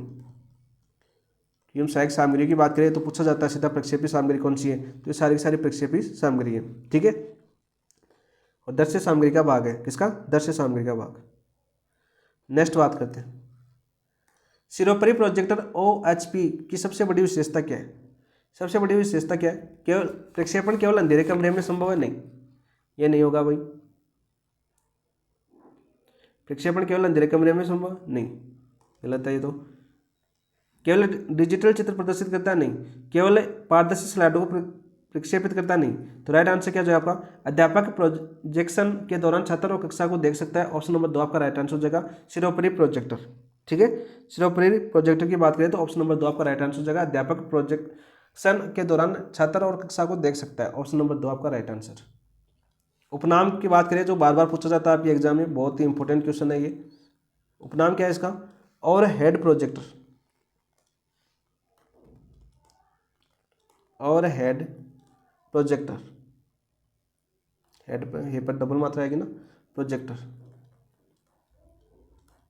और ये भी साधन कैसा आपका, साधन आपका प्रक्षेपी साधन है, प्रक्षेपी सामग्री, सॉरी सामग्री कैसी है आपकी, प्रक्षेपी सामग्री है। ऑप्शन नंबर 2 आपका राइट आंसर हो जाएगा। नेक्स्ट बात करते हैं दोस्तों, फिल्म स्ट्रिप चित्रपट्टी प्रोजेक्टर का मुख्य कार्य क्या है। केवल डिजिटल चित्र प्रदर्शित करना नहीं, केवल पारदर्शी स्लाइडों को प्रदर्शित करना नहीं, केवल ध्वनि के माध्यम से शिक्षण करना नहीं। ऑप्शन नंबर 2 आपका राइट आंसर हो जाएगा, फिल्म खंड या चित्रपट्टी को प्रदर्शित करना है आपकी फिल्म स्ट्रिप प्रोजेक्ट का प्रमुख कार्य। ऑप्शन नंबर 2 आपका राइट आंसर हो जाएगा, ठीक है। यह भी कैसी सामग्री है, यदि सामग्री पूछे तो आपकी प्रक्षेपी सामग्री है। और प्रक्षेपी सामग्री किसमें आती है आपकी, दृश्य सामग्री में, किसमें आती है आपकी, दृश्य सामग्री का भाग है। नेक्स्ट क्वेश्चन की बात करते हैं। नेक्स्ट क्वेश्चन क्या आपका, रेडियो का आविष्कार किसने किया और भारत में विद्यालयों में रेडियो का प्रसारण कब प्रारंभ हुआ। तो रेडियो का आविष्कार किया था आपके जी मार्कोनी ने। ऑप्शन नंबर 2 आपका 1 आपका राइट आंसर हो जाएगा। और 1937 के अंदर, 1937 के अंदर, तो 1937 में क्या होता आपका, वही बताओ। 1937 के अंदर विद्यालय में रेडियो का प्रसारण हुआ था, ठीक है। ऑप्शन नंबर 1 आपका राइट आंसर हो जाएगा। इंपॉर्टेंट क्वेश्चन है। सबसे पहले तो देखो रेडियो की बात कर लेते हैं हम सहायक सामग्री पढ़ रहे हैं अंदर। तो रेडियो की बात करें तो कैसी आपकी सर्व सामग्री है, कैसी सामग्री आपकी, सर्व सामग्री। इस बार पहले हम प्रक्षेपी पढ़ रहे थे, अब सर्व सामग्री का उदाहरण है। तो इन्होंने बात करें भारत का पहला प्रसारण, भारत का पहला प्रसारण पूछे तो भारत का पहला प्रसारण होता है आपका 23 जुलाई 1927। कहाँ पर? बम्बई में। कहाँ पर किया गया था? बम्बई में, ठीक है। और 1937 में आपके विद्यालय के अंदर, 1937 में कहाँ पर किया गया था? आपके कोलकाता में, कोलकाता में विद्यालय में, ठीक है। ये भी पूछ ले कि विद्यालय में कहाँ पर किया गया था? कोलकाता में किया गया था, ठीक है। और 1938 में व्यापक पैमाने पर, 1938 में व्यापक पैमाने पर। तो ऑप्शन नंबर 1 आपका राइट आंसर हो जाएगा। नेक्स्ट बात करते हैं दोस्तों, ग्रामोफोन का आविष्कार किसने किया और किस वर्ष से किया गया? ग्रामोफोन की बात करें, Thomas Edison 1877, Emile Berlin 1883, G Marconi 1895। देखो जी मार्कोनी 1895 में तो क्या किया? रेडियो का आविष्कार किया था, रेडियो आविष्कार, ठीक है। अलेक्जेंडर ग्राम बेल किसे थे? मोबाइल से थे। तो Thomas Edison, Emile Berlin 1883। Option number 2 आपका राइट आंसर हो जाएगा, ठीक है। ऑप्शन नंबर 2 आपका राइट आंसर हो जाएगा, ठीक है। देखो थॉमस एडिसन की बात करें 1877 में, इन्होंने क्या किसका किया था भाई? फोनोग्राफ का आविष्कार किया था इन्होंने। किसका? फोनोग्राफ का आविष्कार, फोनोग्राफ का आविष्कार। सीधा क्वेश्चन पूछ लिया जाता है। और ये सामग्री कैसी है? दोनों की दोनों, ग्रामोफोन और फोनोग्राफ दोनों सामग्री कैसी है? क्योंकि हमारा क्वेश्चन सामग्री से आएगा, तो सामग्री कैसी है आपकी? सर्व सामग्री, सर्व सामग्री। नेक्स्ट क्वेश्चन पढ़ते हैं दोस्तों, भारत में टीवी आधारित पहला शैक्षिक कार्यक्रम किस वर्ष प्रारंभ किया गया था? टीवी आधारित, तो ये सर्वदर्शी सामग्री हो जाएगी। तो भारत में टीवी आधारित पहला शैक्षिक कार्यक्रम किस वर्ष किया था? 1959, 1961, 1965, 2000।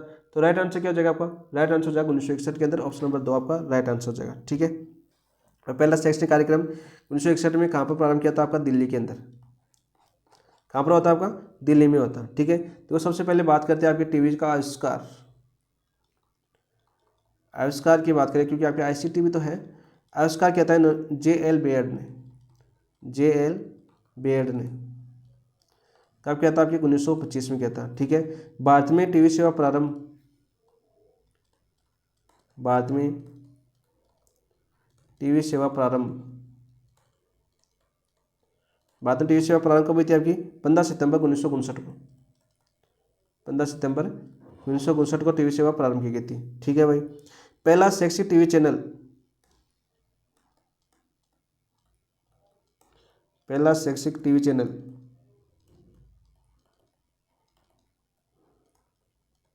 की बात करें, प्रारंभ कब होता है?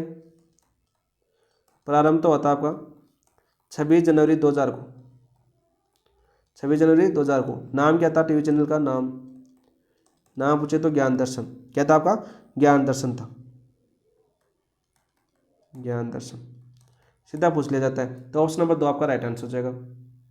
और सामग्री कैसी है आपकी? सामग्री की बात करें तो सर्वदर्शी सामग्री, सर्वदर्शी सामग्री। टीवी कैसी सामग्री है? सुना भी जा सकता है और देखा भी जा सकता है, ठीक है। ये तो आप समझ सकते हो। ऑप्शन नंबर 2 आपका राइट आंसर। नेक्स्ट क्वेश्चन करते हैं दोस्तों, टेलीकॉन्फ्रेंसिंग प्रणाली का प्रारंभ किस देश में और किस वर्ष हुआ था? टेलीकॉन्फ्रेंसिंग का प्रारंभ किस देश में और कब हुआ था? भारत में 1961। तो भारत में तो 1961 में शैक्षणिक कार्यक्रम, पहला टीवी कार्यक्रम हुआ था आपका 1961 में। अमेरिका 1960 में, इंग्लैंड 1955 में, फ्रांस 1965 में। तो राइट आंसर क्या हो जाएगा आपका? अमेरिका के अंदर 1960 के अंदर हुआ था टेलीकॉन्फ्रेंसिंग का विकास। तो सबसे पहले तो हम सामग्री की बात करते हैं। कैसी सामग्री है आपकी? तो सामग्री तो वही आपकी सर्वदर्शी सामग्री है। कैसी? सर्वदर्शी सामग्री, दर्शी सामग्री। कि सामग्री से क्वेश्चन आता है तो सबसे पहले वो याद होना चाहिए आपको। तो अमेरिका में होता है आपका 1960 के अंदर हुआ था, ठीक है। जैसे टेली का शब्द है अर्थ है दूर, और कॉन्फ्रेंस का शब्द है सम्मेलन। इसमें याद कर लेते हैं हम। टेली का अर्थ क्या हो जाएगा आपका?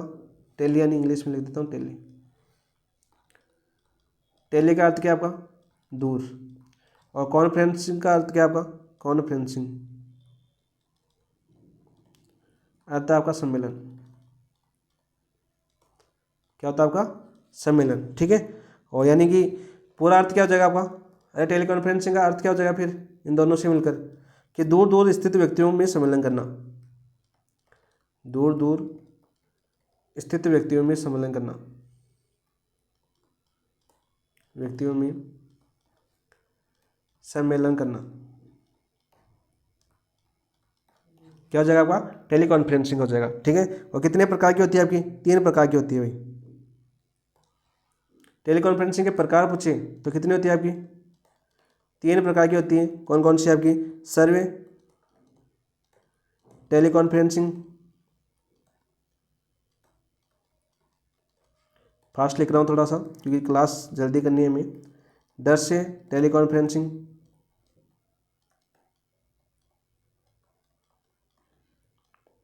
ठीक है, ऐसे भी आ सकता है या कॉन्फ्रेंसिंग ऐसे भी आता है। ठीक है, और तीसरा कौन सा हो गया था आपका? Computer teleconferencing, computer tele conferencing.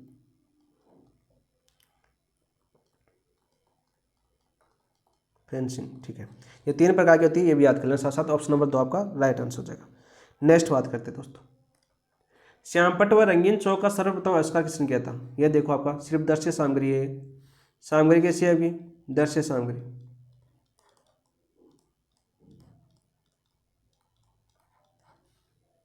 तो हमें पूछा गया कि श्यामपट्ट और रंगीन चौक का सर्वप्रथम आविष्कार किसने किया था? देखो, थॉमस एडिसन ने, जेम्स पिल्सन ने, जेएल बेड ने, एमिल बर्नौली ने। तो देखो तीन फट चुके, एक नहीं फटा हमने। कौन सा नहीं फटा हमने? बताओ भाई। अरे जेम्स पिल्सन ने, स्कॉटलैंड के थे आपके। कहाँ के थे आपके?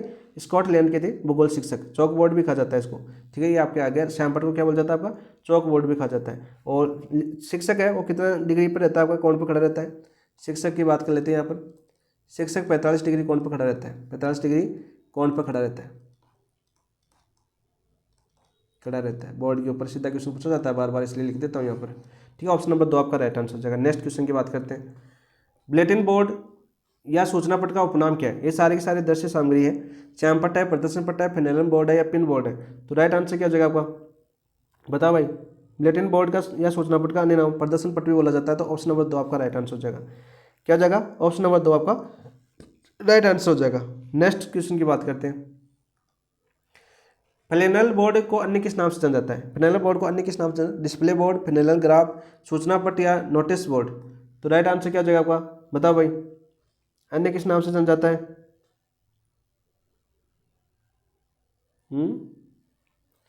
फ्लैनेल बोर्ड को अन्य नाम किस नाम से जाना जाता है भाई? डिस्प्ले बोर्ड नहीं, फ्लैनेल ग्राफ के नाम से जाना जाता है। ऑप्शन नंबर 2 आपका राइट आंसर हो जाएगा। ठीक है, ऑप्शन नंबर 2 आपका राइट आंसर हो जाएगा, क्योंकि इसमें रेगवाल कागज की पट्टियाँ चिपकी होती है, सहज ही चिपक सकते हैं, इसे फ्लैनेल ग्राफ बोला जाता है। ठीक है, ऑप्शन नंबर 2 आपका राइट आंसर हो जाएगा। शिक्षण में मॉकअप का उद्देश्य क्या है? शिक्षण में मॉकअप का उद्देश्य क्या है? बताओ भाई। यह दिखावटी मॉडल। मॉकअप का मतलब क्या हो गया आपका? दिखावटी मॉडल, दिखावटी मॉडल। तो इसका उद्देश्य क्या है भाई? केवल सजावट के लिए नहीं।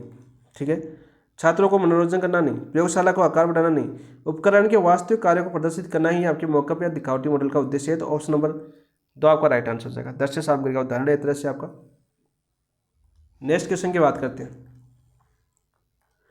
अनुकृति या प्रतिमान मॉडल को किस प्रकार का उद्देश्य केवल आकार, प्रकार और आयाम का ज्ञान प्रदान करना है, जबकि कार्यविधि को नहीं दिखाया जाता? वर्किंग मॉडल, स्टील मॉडल, तरक्की गतिशील मॉडल या प्रोटोटाइप मॉडल? तो राइट आंसर क्या हो जाएगा आपका? Steel model. ऑप्शन नंबर 2 आपका राइट आंसर हो जाएगा। क्या हो जाएगा? ऑप्शन नंबर 2 आपका राइट आंसर हो जाएगा। देखो, सबसे पहले बात करते हैं मॉडल की। किसकी बात करते हैं आपकी? मॉडल की बात करें तो मॉडल 2 प्रकार का होता है। कितने प्रकार का? 2 प्रकार का। एक तो स्टील मॉडल, कौन सा आपका? Steel model. और दूसरा कौन सा होता है आपका? दूसरा होता है आपका वर्किंग मॉडल, वर्किंग मॉडल। तो ये दोनों याद करना, दोनों क्वेश्चन पूछ जाते हैं। देखो, स्टील मॉडल होते हैं जिनमें आकार, प्रकार, आयाम ज्ञान दिया जाता है, जैसे आपका क्वेश्चन पूछा गया, जबकि कार्यविधि का नहीं दिखा जाता। और इसके अंदर क्या होता है आपका? कार्यविधि होता है। बस इतना ही अंतर है इसमें। कार्यविधि किसमें आता है आपका? वर्किंग मॉडल के अंदर आता है। ठीक है, तो ऑप्शन नंबर 2 आपका राइट आंसर हो जाएगा। ठीक है, इसे गतिशील मॉडल भी बोलते हैं, ये भी याद कर लेना। नेक्स्ट बात करते हैं नेक्स्ट क्वेश्चन की, क्रियात्मक या प्रत्यक्ष अनुभव सामग्री का मुख्य उद्देश्य क्या है? क्रियात्मक या प्रत्यक्ष अनुभव सामग्री का मुख्य उद्देश्य क्या है? केवल देखने और सुनने की सुविधा प्रदान करना नहीं, विद्यार्थियों को स्वयं करके सीखने के अवसर देना ही आपकी क्रियात्मक या प्रत्यक्ष अनुभव सामग्री का मुख्य उद्देश्य है। तो ऑप्शन नंबर 2 आपका राइट आंसर हो जाएगा। क्या हो जाएगा आपका? ऑप्शन नंबर 2 आपका राइट आंसर हो जाएगा। नेक्स्ट क्वेश्चन की बात करते हैं। मुद्रित या प्रतिलिपित सामग्री के माध्यम से शिक्षण में किसका विकास प्रमुख रूप से होता है? केवल मौखिक कौशल का नहीं, शिक्षार्थी की सूचना प्राप्ति और ज्ञान का विस्तार होता है किसके अंदर? मुद्रित या प्रतिलिपि सामग्री के माध्यम से शिक्षण में किसका विकास प्रमुख रूप से होता है? शिक्षार्थी की सूचना प्राप्ति और ज्ञान का विस्तार। ऑप्शन नंबर 2 आपका राइट आंसर हो जाएगा। ऑप्शन नंबर 2 आपका राइट आंसर हो जाएगा। ठीक है, सबसे पहले प्रयोग इसका भारत में प्रिंटिंग प्रेस का सर्वप्रथम प्रयोग कहाँ पर किया गया था? आपका गोवा के अंदर 1556 के अंदर। नेक्स्ट क्वेश्चन की बात करते हैं। इलेक्ट्रॉनिक सामग्री के माध्यम से शिक्षण में सबसे प्रमुख योगदान क्या है? इलेक्ट्रॉनिक सामग्री के माध्यम से शिक्षण में सबसे प्रमुख योगदान क्या है? केवल कक्षा को देखने का अनुभव नहीं, केवल ग्राफ या चार्ट का उपयोग नहीं, केवल प्रश्नोत्तर गतिविधियां नहीं, ज्ञान को त्वरित संप्रेषण और बहुआयामी अधिगम। ठीक है, तो ये आपकी इलेक्ट्रॉनिक सामग्री के माध्यम से फास्ट हो सकता है। तो ऑप्शन नंबर 2 आपका राइट आंसर हो जाएगा। ज्ञान का त्वरित संप्रेषण और बहुआयामी अधिगम किसके द्वारा होता है? आपका इलेक्ट्रॉनिक सामग्री के माध्यम से होता है। किसके माध्यम से? इलेक्ट्रॉनिक सामग्री में, जैसे ईमेल हो गया, टेलीफोन हो गया। एग्जाम्पल के तौर पर बात करें, जैसे अपना ईमेल हो गया, तुरंत प्रभाव से कर सकते हो। टेलीफोन हो गया, अपना टेलीफोन हो गया। ठीक है, जैसे बात करें आपकी रेडियो हो गया, रेडियो भी आपका इलेक्ट्रॉनिक में तो आता है। रेडियो हो गया, टीवी हो गया अपना। तो इस प्रकार से याद कर सकते हो सारे। तो ऑप्शन नंबर 2 आपका राइट आंसर हो जाएगा। नेक्स्ट क्वेश्चन की बात करते हैं। ये हो गया आपकी कंप्लीट। तो ये थे आपके शिक्षण सहायक सामग्री के जो इंपॉर्टेंट क्वेश्चन, जो रिवीजन करने के लिए इंपॉर्टेंट है और जो जल्दी से रिवीजन करवा सकते हैं पूरे पाठ्यक्रम का, वैसे क्वेश्चन थे आपके। बहुत ही अच्छे क्वेश्चन थे लेवल के। ठीक है, और आपको कैसा लगा वो आपको बताना है। ठीक है, मुझे तो अच्छी लगी, तो मैं करवा रहा हूँ तो मुझे तो अच्छे लगेंगे। तो आपको क्वेश्चन कैसे लगे वो कमेंट के अंदर बताना है। क्लास कैसी लगी, आपका रिवीजन किस प्रकार से हुआ वो कमेंट में बताएं। सबसे प्रमुख बात है आपको कितना समझ में आ रहा है कि नहीं आ रहा है। समझ में आ रहा है तो हमारी मेहनत भी बहुत काम आएगी, क्योंकि मेन चीज़ है समझना और आपको लंबे दौर तक याद करवाना। मेन जब एग्जाम में आए ना, तब ऐसा महसूस ना हो कि हमें इस चैप्टर या ये क्वेश्चन हमारी आंखों से नहीं गुजरा हुआ। मेन लक्ष्य वो है। ठीक है, तो सारे क्वेश्चन आपको याद करवाने, मेन लक्ष्य ये रखा गया है। तो क्लास अब तक कैसी लगी आपको? और रिवीजन के लिए बहुत ही महत्वपूर्ण क्लास साबित होगी ये क्लास आपकी। आगे जो परीक्षा से पहले आप देखोगे ना, तभी बहुत शानदार काम आएगी। और क्वेश्चन में आपके क्वेश्चन कितने सही हुए वो भी कमेंट के अंदर जरूर बताना, क्योंकि साथ साथ आपने सोचा होगा कि ये क्वेश्चन का आंसर ये होगा, ये आंसर होगा, या कमेंट के अंदर आपने आंसर दिया होगा। देते तो बहुत कम हो, क्योंकि इतना टाइम नहीं है आपके पास। ठीक है, बिजी आदमी हो ना, तो कोई दिक्कत नहीं है। तो वो भी देख लेना आप। ठीक है, और कमेंट के अंदर जरूर बताना और अपने दोस्तों को शेयर भी करना। और जिन दोस्तों ने चैनल को सब्सक्राइब नहीं किया वो चैनल को सब्सक्राइब करना, ताकि आगे भी हम आपके लिए ऐसी मेहनत करते रहेंगे। तो इसी के साथ इस क्लास समाप्त करते हैं। थैंक यू, धन्यवाद दोस्तों, जय हिंद। फिर मिलते हैं आपके नए टॉपिक। अब आपका देखो राजस्थान का इतिहास रहा है, आपका प्राचीन इतिहास। बाकी हम सारे टॉपिक कर चुके हैं, मेजर टेस्ट 2 के जितने आपके टॉपिक थे लगभग कर चुके हैं। आपका एक तो इतिहास रहा, एक आपका करंट रहा है। इतिहास और करंट ही रहे, बाकी सारे टॉपिक मैं आपको कवर करवा चुका हूँ। ठीक है दोस्तों,